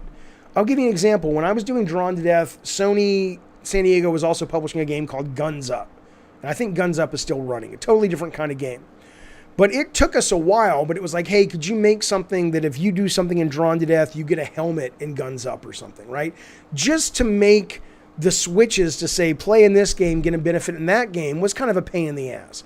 Now you want me to have a gun that works really well in Halo, and then I can take that gun from Halo into Call of Duty, and it doesn't totally shit all over the balance of the game. I'm sorry, it's not like Ready Player One where you get the Zemeckis cube and it works anywhere. It doesn't work that way. And you could say, well, it could. No, it won't. What kind of game? That would be like saying Monopoly, or I don't like Monopoly. That would be like saying Clue is such a great game that I could be playing Clue, but before I was playing Clue, I was playing Betrayal at the House on the Hill, and into Clue, I bring a ghost. And it's like, there's nothing in the rules for Clue to deal with ghosts. What do I do with this fucking thing? I don't believe that example either. I believe it in Ready Player One because it's pretend, but the fact that it's the same NFT could be used in more than one situation, I don't fucking see it.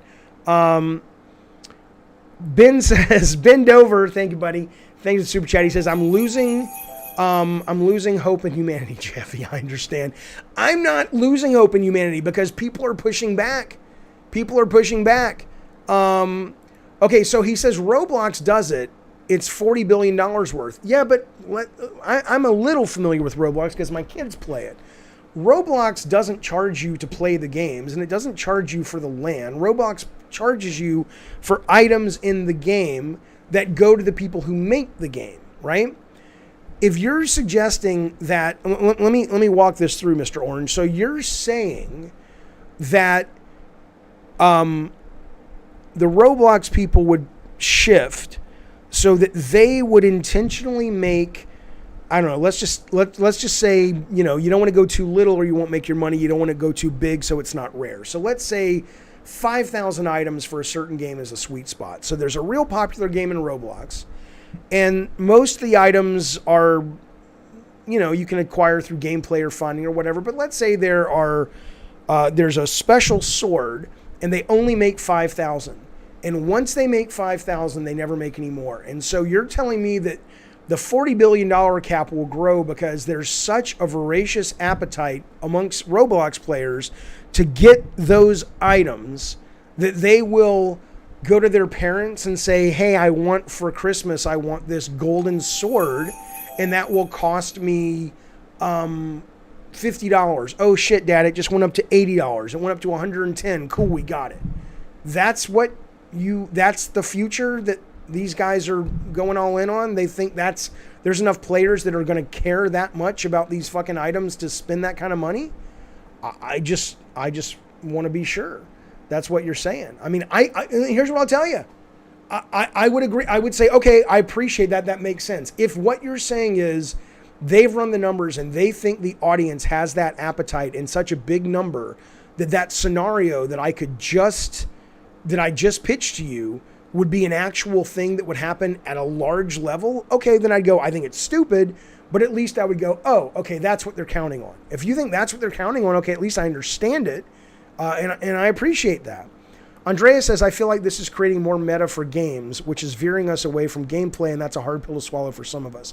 Well, you're not wrong. I mean, that's a totally separate aspect to it. But yes, you're absolutely right that is on top of it. Another problem. Okay, people think NFTs will make their IQ suddenly rise above room temperature. Shoot 'em Up says, if you told someone 20 years ago, no, I'm sorry, no. Shoot 'em Up says, if you told someone 20 years ago that they could buy a game digitally, they would say you're crazy. They might say you're crazy, shoot 'em ups, but they would also say that sounds awesome, but you're crazy. If you told somebody today you can spend real money to buy ownership of a digital sword and then you can sell it to other people on a third-party auction house, I don't think they'd say that sounds awesome. They'd go, oh, okay, I don't really care, but that's cool. I mean, it's not as exciting as a proposition, don't you agree? Luke says, I'm not an NFT guy, but my understanding is that the blockchain guarantees ownership and other games devs can delete, remove items at will. It'll have very little impact. You're absolutely right about that. However, even if you own the helmet that Ubisoft is selling, which no one's buying in Ghost Recon Breakpoint, once they shut the game down, unless there's a bunch of other games that utilize that asset, which it's not going to be, show me a developer that's like, oh, I know we need to ship and we need to make the demo for the Game Awards, but we have these 850 other NFTs from all these other games that have nothing to do with our game that we need to put hooks into our game to make sure that the Ghost Recon helmet from 10 years ago that somebody bought works in, you know, the new Elder Scrolls game. I mean, it's a ridiculous fantasy that anybody who makes games or even plays games knows is dumb. Okay. We want Alana Pierce times David Jaffe. Okay. I think she's a nice lady. She's supposed to come on the show, but then Sony's like, nah. Okay. Key, thank you for the super chat, buddy. He says, can I give you a free NFT? Do you know how to use a crypto wallet?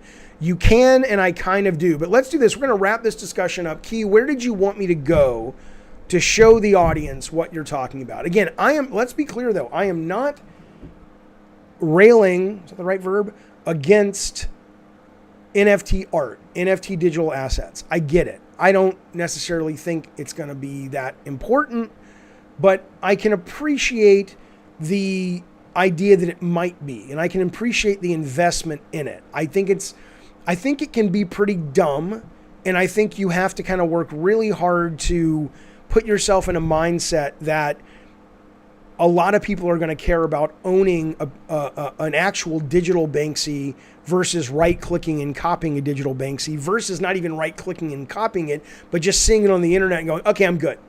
Like, you could tell me that World of Long Plays ad that's running on your screen right now is owned by Kisuke. Well, I don't care. Great. What do I give a shit? But I'm sure somebody might, that's fair. But yeah, if you want to send me to a place, we'll look at it together. OpenSea. Okay. Is it railing? It's not railing, Morgan? I thought it's like rail against something. I don't fucking know. BD says, looks like NFTs and other creation of rare items and games, and rare items have always created a desire for just being that. Again, for a subset of a subset, but for the majority, you're going to bank your whole fucking company? Isn't it not railing? Come on now. Hang on. Imagine, says Zandatsu, an esport tournament where the guns are NFTs and the gun used by the MVP in the grand final can now be an item people can bid on. So? I mean, I don't mean to disrespect your comment, but I'm imagining it. And now I'm imagining taking a sip of my drink because it sounds more appealing.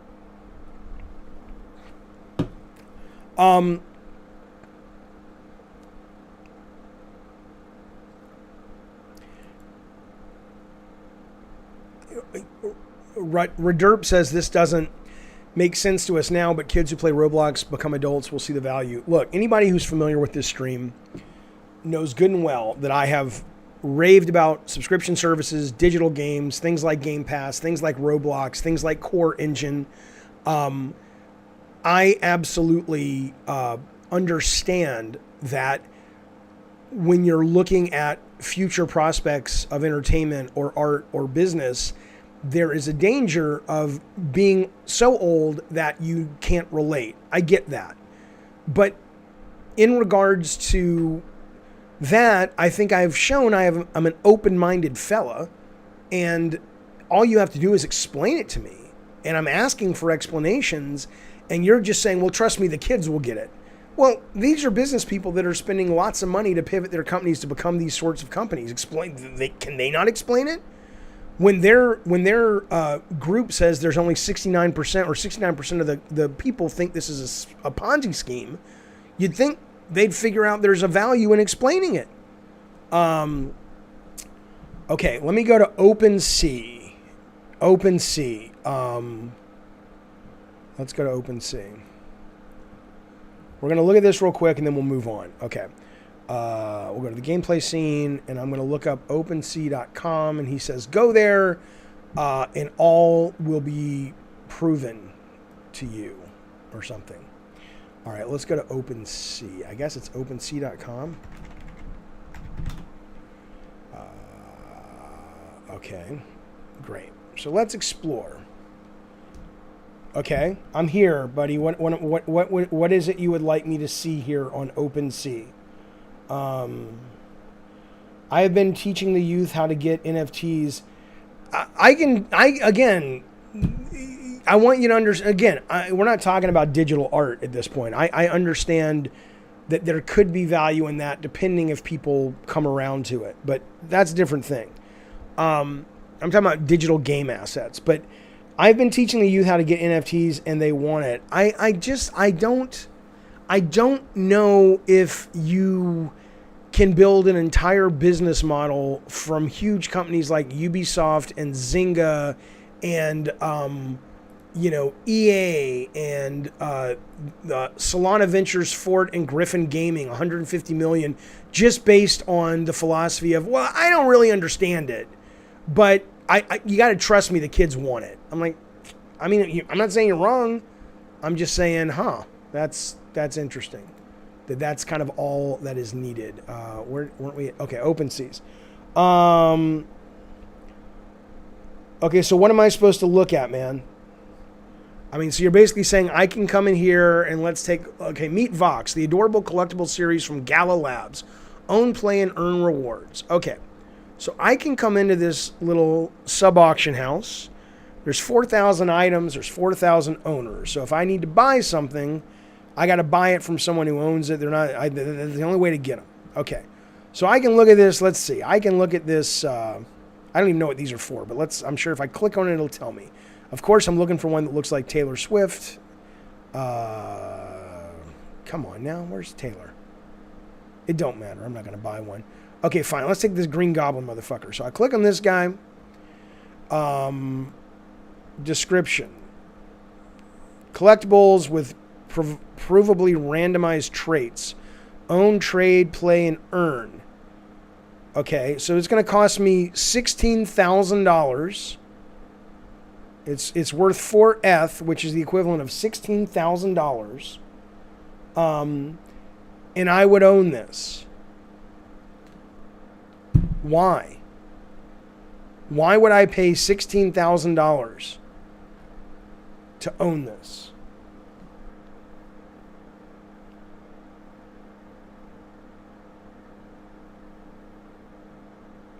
I'm keeping up. Answer the fucking question. What's the answer?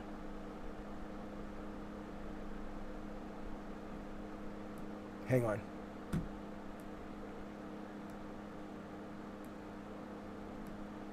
Jaffe, you should pitch PS Home with NFT to Sony, says Shay. Thanks for the super chat, buddy. Oh, I'm sure they've been pitched it many, many times. Yeah, what am I missing? But thank you for the super chat, Shay. I appreciate it. What am I missing? What am I fucking missing? Come on, help me.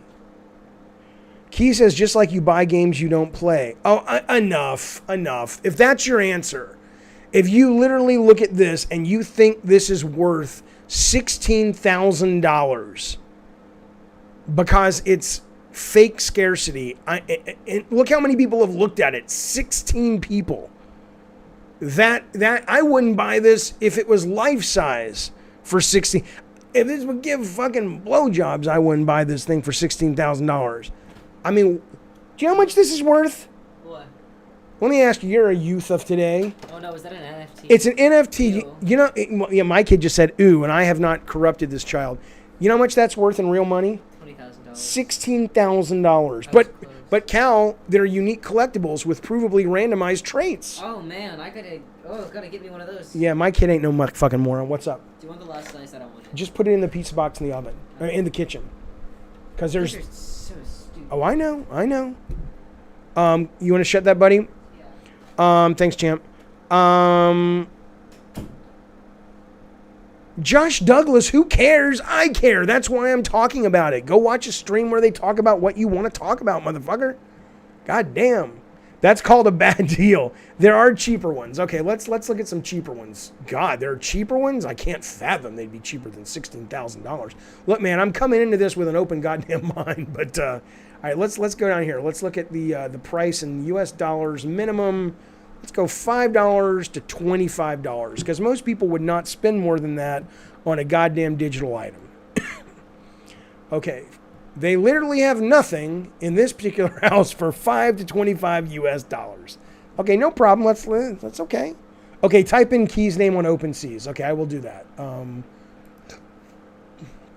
Again, I'm not opposed to these. I just don't understand the value in games. But look, yeah, help me make one. I would love to make one for Twisted Metal. That's mine, not Sony's intellectual property, just sort of my process. I'm sure I could sell that. Kieski. Okay, so you drew all these, right? Really fun art. I think that's excellent. Okay, so let's take a look at Sexy Lady. They're all sexy ladies. You little scamp. You little scamp. Saturn Tubes, thanks, buddy. He'll like that. He says, your son sounds like Phineas from Phineas and Ferb. Bukaki says, I bought my first NFT the other day, but it has real world utility. Some of the NFTs will get you free tickets for life, free meet and greets.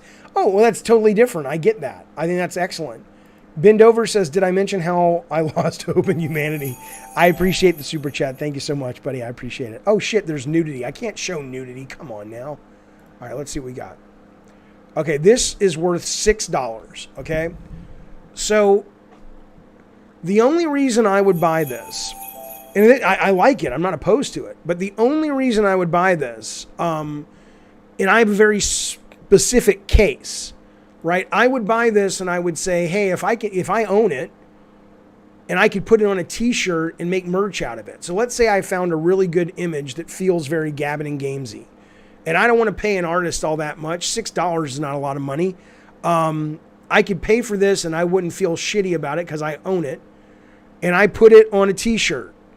That's kind of what you're saying. I could do that. I mean, that's, you know, that's fine. Click on the 15.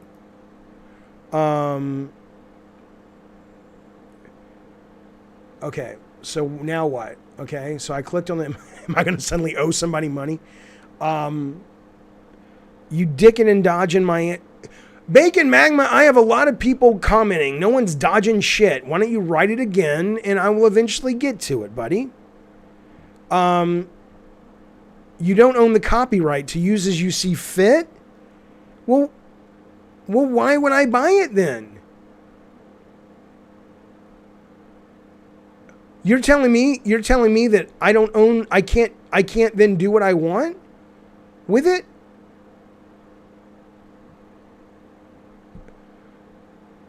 What?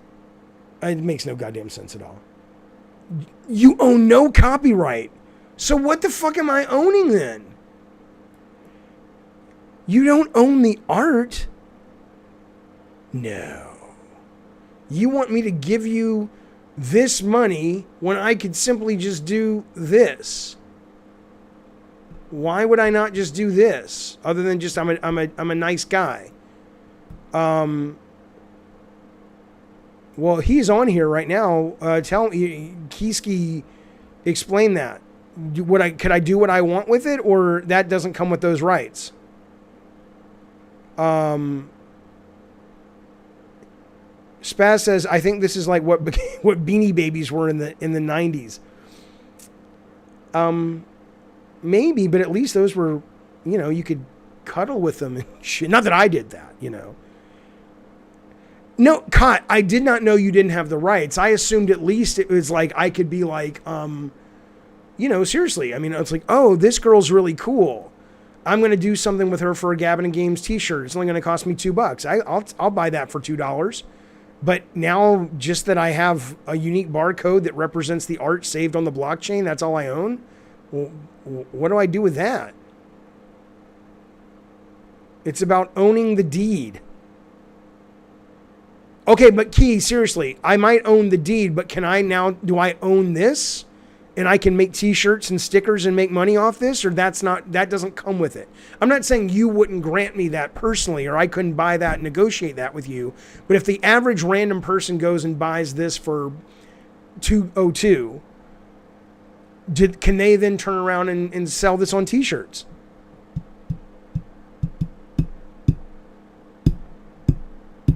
Oh, there's Daniel. Daniel, my nephew. He says, think of NFTs more broadly. Digital tickets to events. Yeah, but that's totally different, though, Daniel. You're like Bukaki was on here earlier, and he's talking about like you can get like you buy this and it's like free concert tickets or plane tickets or what that meet and greets. I get that. I get that you're basically saying you're buying something that has value, whether it's digital value or not. That, of course, that's just a safer way to buy something. I'm talking more about as it applies to digital things to begin with, like video games, and even in this case, this art. Like, why would I want this? And I don't mean because the art. I like the art. I think this art's pretty cool.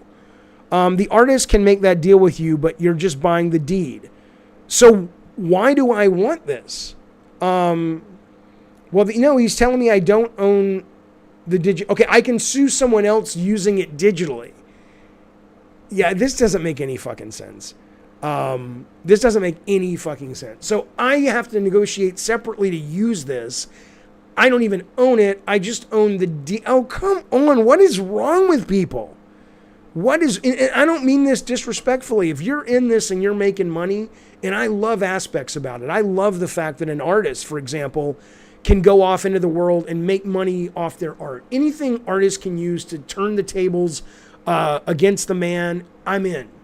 I support it. I love that they're making... And yeah, Legend says reselling digital games. I would love that.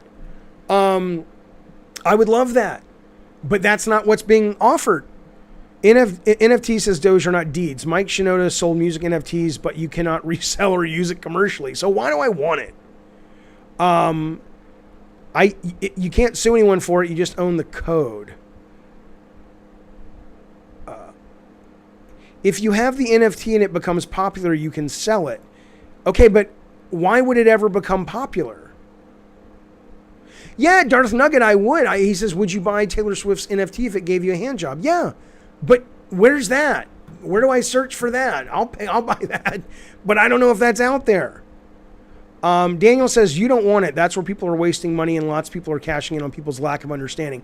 Yeah, well, that's kind of what I'm asking. I'm trying to get my head around the fact that it's not just individuals, it's entire companies in gaming pivoting to become these fucking companies that are going to start selling shit and trading shit on NFTs. I don't get it. BD, see, I'm not willing to go there yet, BD. BD says this just proves people are dumber and dumber. I'm not willing to go there because I don't think Kieski is dumb. I don't think these executives at Ubisoft, Zynga, Peter Molyneux, these guys at this fund investment, I don't think they're dumb. I think it's more either that they think the customer's dumb or they see something that we don't see yet. And it's like the group that got together full of NFT game creators and they say our biggest problem is convincing people that this is valuable. And I'm like, yeah. Okay, top collections over the last couple days. Let's go right to the top. Let's look at Adidas. What's Adidas selling? What? And in fact, there's one item, and it is a gorilla lady. Is this from the Gorillas, the band? What is this? I don't know what this is. Okay, Adidas into the metaverse. This will cost you $3,000 to own this deed to this. Okay, wait a minute. So Saturn Tubes, this is what I'm trying to get at, okay? Okay, I'm going to keep Saturn Tubes, this thing, on the screen for a second because I want to make sure I understand this, right? Did Saturn Tubes? Yeah, okay. He says this NFT is a digital code that represents a specific thing. The reason you want it is it is essentially locks you in as the sole owner. There can be only one exact code in existence. Okay, I understand all of that. Now my question is, your sentence, the reason that you want it. The reason that I want a sandwich is because I'm hungry. The reason I want a movie ticket is I want to see the movie. The reason I want a concert ticket is I want to see the singer. The reason I want a car is I want to use it to get somewhere. The reason I want this is just an ego feeling that I have the only one. Like there are companies building entire business models around the psychological aspect that there are enough humans out there with that desire that they can build an entire business around it. Is that, I mean, is that the reason I want it is because that desire is so burning in people? Is that what you're saying? The thing has 20,000 owners. How do we know that?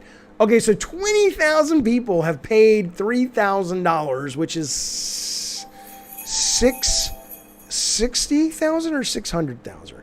600,000. Shay says I would just hire someone on Fiverr for $10. I would too. Zan says speculative investment. It could sell before the bubble burst. Okay, but you're just talking about the fact that no one's really looking at this and going, whoa, this is awesome. They're looking at this and going, this NFT thing is hot right now. Let's jump in before it bursts. Mr. Orange, that's totally different. I'm sorry. Again, you're not, and I love you, Mr. Orange, but you're not talking to a moron. You're not talking to a guy who doesn't understand that the train barrel's on and that's how things are going to be. I get that, okay? But to say that it will be the future no matter what, it's about allowing some form of digital ownership on content you have invested in. It's no. I'm sorry, you can't, you don't get to play the you're too old or you're too out of touch and you don't get it, but it's the future, just deal with it card. When I say that about Game Pass and video game subscription services, I can at least back that up and say, look, here's value that you may not agree with the value, but you have to agree that there are people that do value what this service offers. But the only thing in this hour chat we've had about these goddamn NFTs is the ego stroke of I own the deed. I can't really do anything with it. I can't make t-shirts. I can't make action figures. I don't really own the content. I just own a fucking deed, which means that there are a type of person out there that are going to be motivated by ego. And that's fine. No problem with that.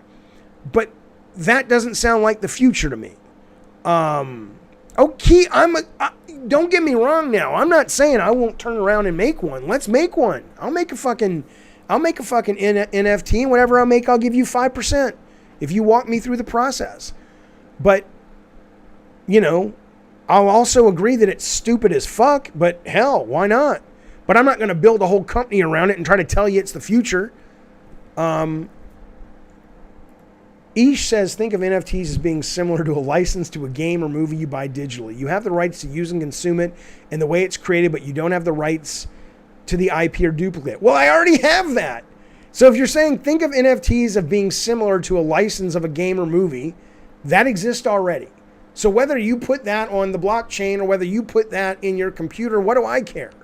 As a customer, what do I care? So if you're just saying that these companies are going to move towards the way they're already doing business just in a way that makes it more convenient, more profitable for them, fine.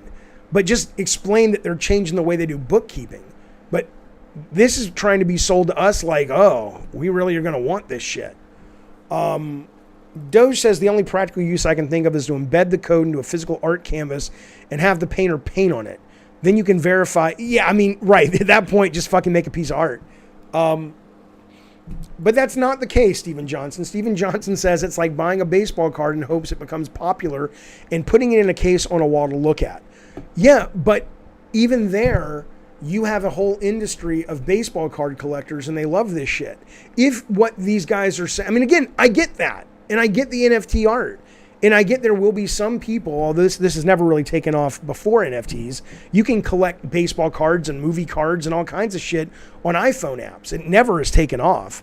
So maybe it'll take off because you can sell them and trade them. Sure, but you're going to pivot a whole company around that niche of an audience? I mean, that's not like some mass thing, baseball cards, compared to other mass things like video games. I wonder why people buy socks. Oh, right. It can be an asset. Oh, you're an idiot. I love you, Bacon, but you're a fucking idiot. I wonder why people buy stocks. Oh, right. It can be an asset to bring them monetary value. Yes, but the money goes to the company so they can continue to do business. There's a literal transaction that happens there that allows the person who has bought the stocks to make more money. There's no sense that this is going to go up in value. Why would it? There's no indication that it would. I'm not disrespecting baseball cards. They're fine. All right. Well, why do people want others to get into it? They make all the money for themselves, says Davey. Maybe because they need people to get into it and sell to. Yeah, something's. Look, I'm not saying something's off about these things. I'm just fucking saying that no one's explained it well. Daniel Crawford says, you could create an image of Jaffe plus Taylor Swift and sell it as an NFT. You can sell, I couldn't, it should probably sue me for it. Just a new sexy term for buy my widget. That's right. I suppose there is a big baseball card audience considering how we see cards used in FIFA or Madden. Sure, but again, what you're basically saying there, Doug, is that the FIFA, and maybe they would, by the way, maybe what EA is saying is that we think the minute the FIFA cards can be sold online and people can make money off them that we will take a percentage of. Okay, all right, I'm down with that. I understand that. I understand a company saying that we're already making, let's say, $2 billion yearly off FIFA cards. And now the FIFA cards are going to, when you acquire it, you can sell it. And then the money, but then the question has to become, is the money that people are going to stop spending buying 20 packs of FIFA cards in hopes of getting the player they want? I don't fucking know these players. Is that money going to all go into just buying the one you want and EA only gets 30%? So EA suddenly gets 30% of $100, whereas before they got 100% of $100 because you bought that many packs. But I'm assuming they've done the numbers, right?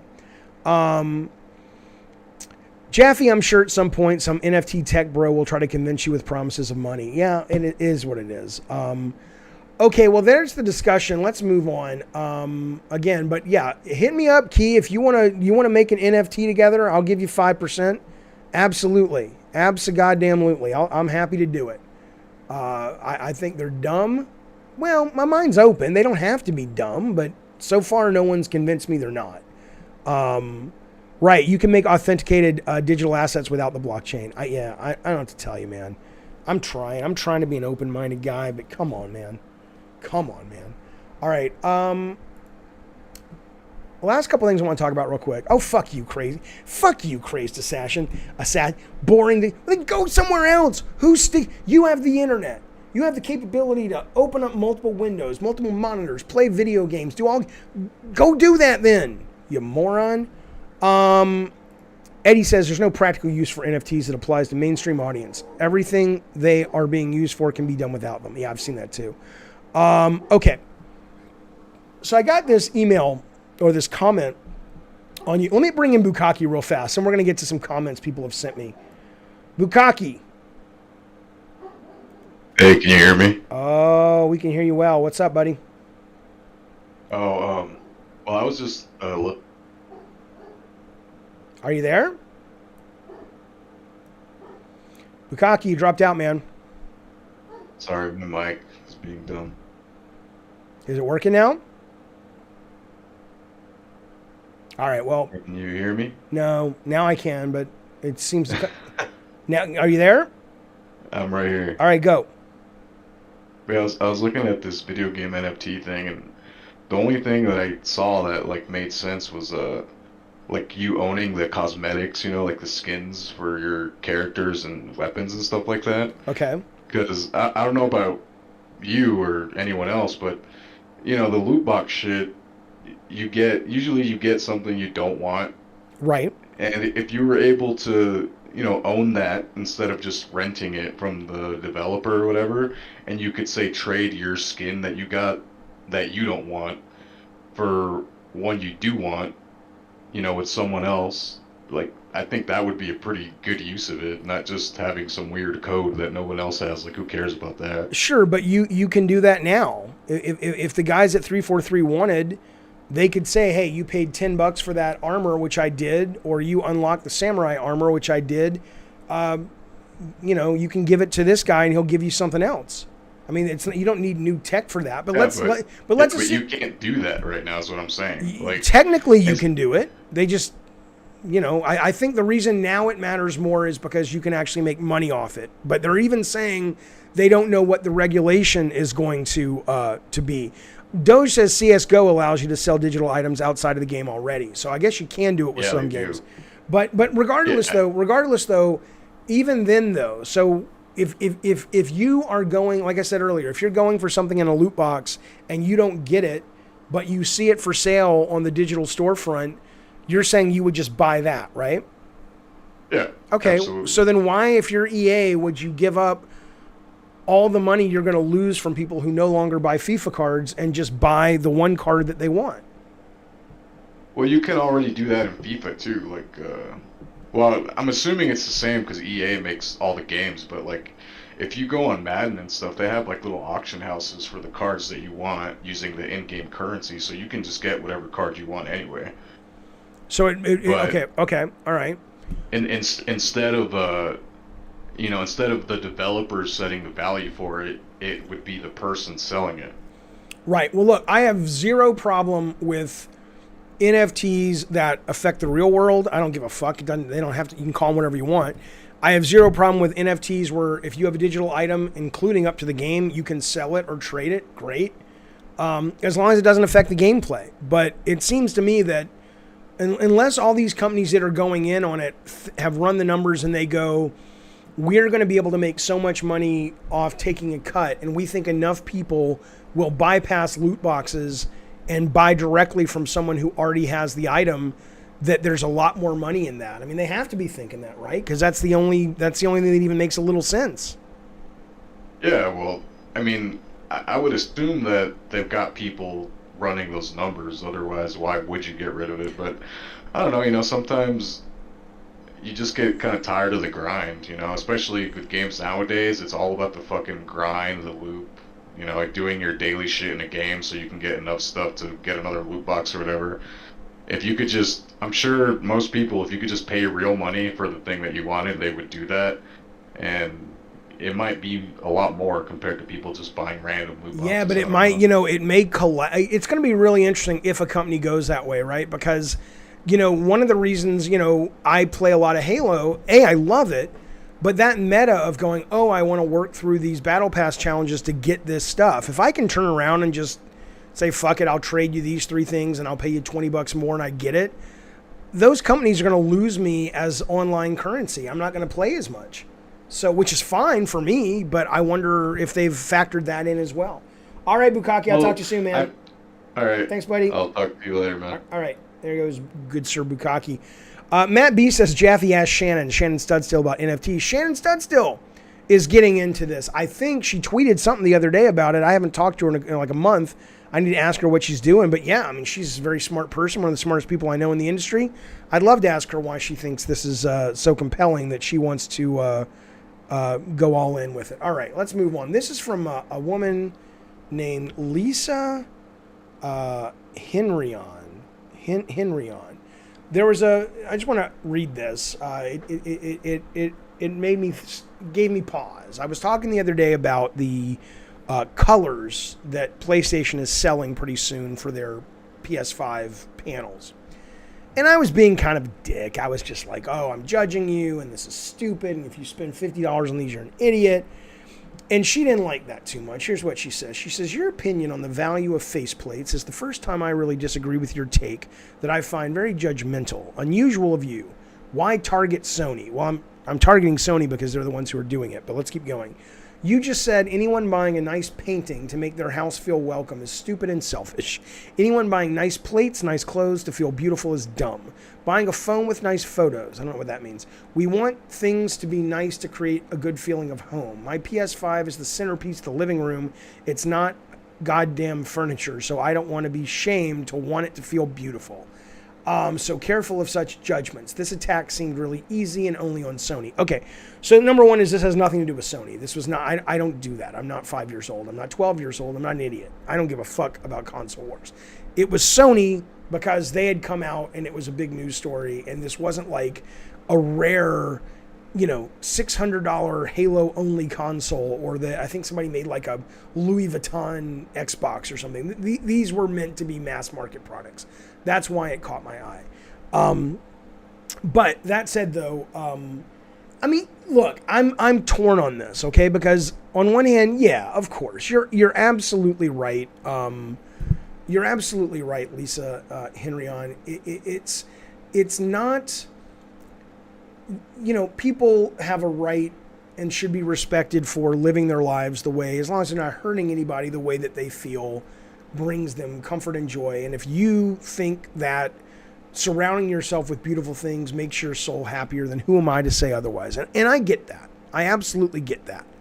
And I respect that. And so on one hand, I would say I didn't mean to come off as harsh as I did. But on the other hand, it's kind of like what Craze says, because it's superficial materialism. There is something, as I get older, that I notice more and more, that when I see something like the panels that Sony is selling, I don't see it, from my view, I don't see it as this is a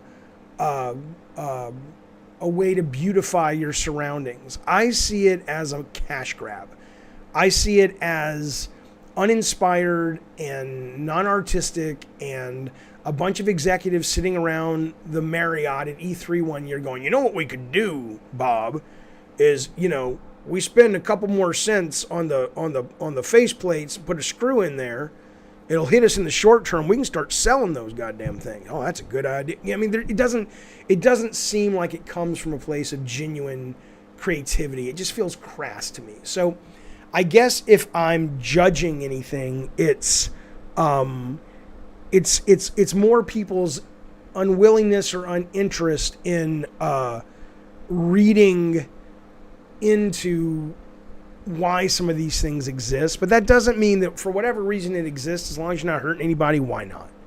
Why not? Oh, I agree, Doug. Easily reprintable posters and manufactured action figures are cash grabs too. Absolutely. Absolutely. I agree. I mean, it's all, but again, I mean, this background, if this is what you're calling me out on, some of this is my stuff that fans have made and that my games have made. But the stuff that's not, yeah, I agree. I mean, I trust me, the rest of the house doesn't have any of this shit because I'm a total minimalist now. But again, I don't mean to push that on other people, but the older I get, the more it becomes hard to deal with the kind of just unbridled capitalism. It just feels, bad. Jaffe, 100% not personal, says Andreas, but I don't understand why people care to the point of taking offense about the things you say when they disagree. I love to pick and choose opinions. Well, I assume what it is, and the reason this caught my eye is because she was calling me out on me not being usually judgmental. And that struck me because I don't want to be a guy who's judging other people's happiness. What do I know about, that's kind of shitty to go, that shouldn't make you happy. And I think maybe what I should have articulated better is whatever makes you happy, but I hope we as a society get better and better at defending NFTs, not the art stuff, but the video game stuff, and going, we're really easy to convince to spend money, man. Eddie, you're different though. Eddie, you're a goddamn collector. That's a different thing. Eddie says, I'm a sucker for merch. I received a Halo 3 media kit today. I paid $600 for. Yeah, but that's your passion. You love to collect video game memorabilia. So cool. That's different. That's like, no, I've identified what this is. Jaffe, in identifying it, it's part of what I like to do. That, just like this Lisa woman saying, hey, I like to decorate my home. The same can be said about Halo microtransactions. It is capitalism at its best. Yes, absolutely, 100%. Are you going to be in the Twisted Metal show? They did tell me I could be in it as a cameo or something, which would be good. But again, I will cop to what she's saying. I mean, I need to find maybe a better way to communicate my frustration at the greed and just lack of goodness that a lot of companies express, and not turn that back on people who have chosen to partake, because they're two very different things, I think. You got a PS5. Oh, good, Doge. That's excellent. Good news. Congratulations. All right, fellas. Please show up in Cameo. I have to tell you something. So I like to go, right? Eternal says, but at least decorating your home spreads joy. Right. I mean, again, that's right. That's right. I agree. No, I do not own Sweet Tooth. No, not at all. I have not watched Santa's Sleigh yet. No. How do I feel about buying jewelry? For me personally, I don't own any jewelry at all. I don't care about it. I don't care about any of that stuff, fashion or any of that. Please show up in Cameo. I want to mention this. So I love to go to the Cameo website. If you don't know, Cameo is this site where you can basically buy for people. Let me just go to it. Different levels of celebrity that will look in the camera and make you 10, 20, 40 second, hey, it's your birthday, Fred. And it's like personalized videos. And it's like, oh, Fred, I see you're into skydiving. Your wife, Lauren, wants me to say, be careful, all that crap. And it's very clearly, it's, a lot of them put a lot of effort into it. But a lot of them are also, kind of stupid. But if you're really into the person, I think fine, whatever. I've never understood it, but whatever. But I like to go on it. An Ariana Grande. Ooh, I like her. Is she doing them? I like to go on it though, because it's fun to see who's doing them. Right? Everything from just like, oh my God, I remember that actor from a show when I was like a kid, all the way to like, wow, that's a big fucking actor or actress or singer or whatever. and they're doing it or they're giving it to charity or whatever. So I was going through this. I probably scroll through it, as I'm going to sleep, maybe once a month. It's fun to do. And let's just pick somebody else. Here's Tony Hawk doing one. So you can click on Tony Hawk and let's see, is he talking? He's supposed to be talking. I don't hear him. Hang on. What's up, James? It's Right. Tony Hawk. Hey, first of all, happy birthday to you. You're only 39.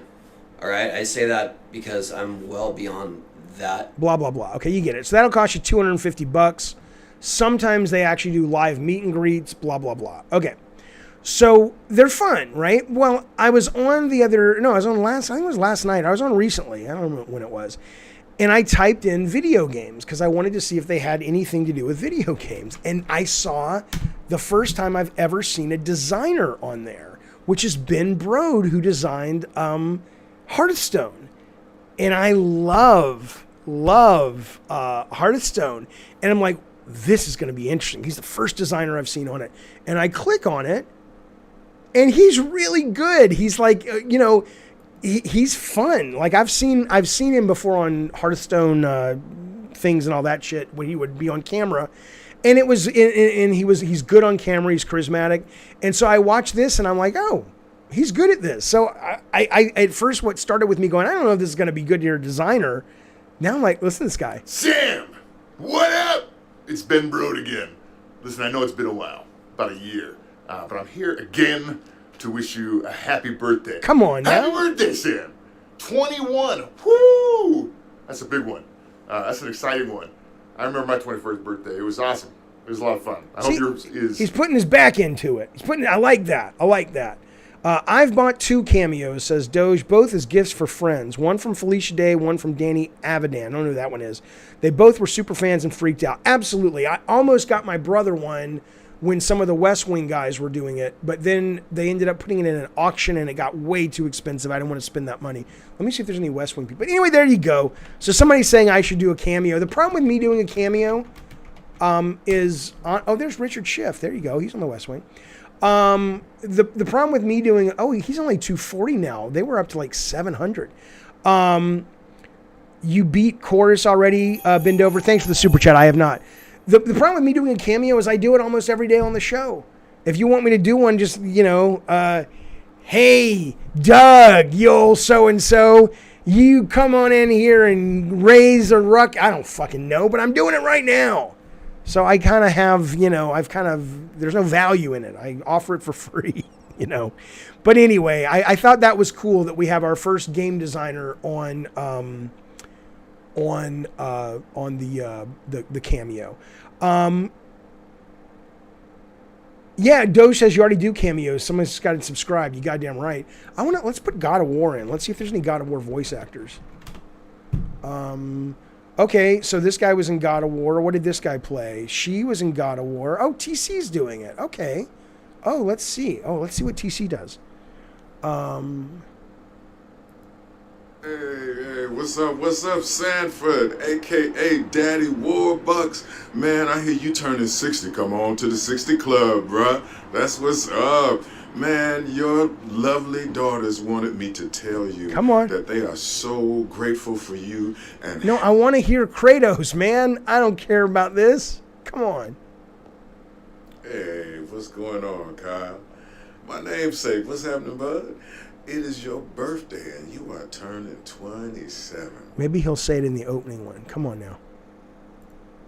That one. Somebody you want to send a birthday shout out to, an anniversary greeting, or you just want to say, hey, hit me up on Cameo and we can make that happen, all right? Y'all have a great day. And you know what? Go be amazing today. Peace. That's nice. Who's this? Is this Freya? Has she played Freya, maybe? She's in Chucky. Chucky's such a good show. This is not my dog.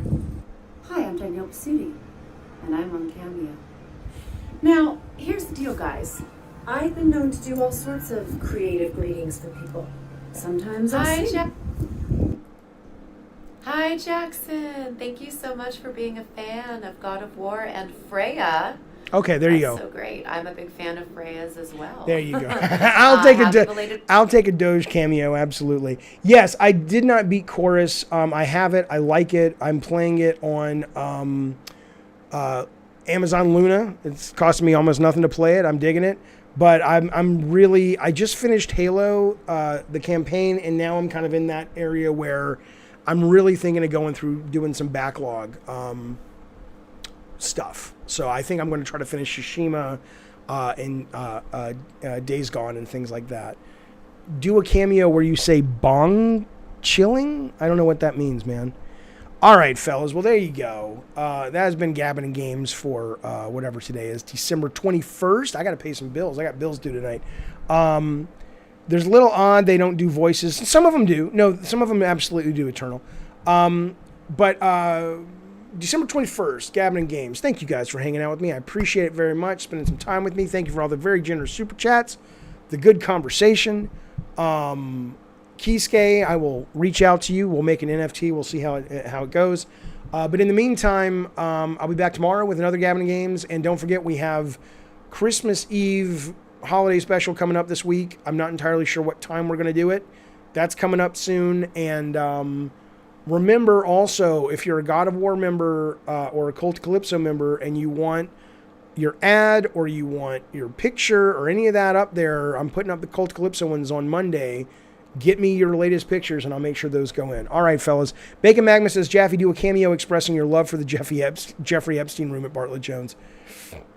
I know you write that almost every time, and now I finally read it. And see,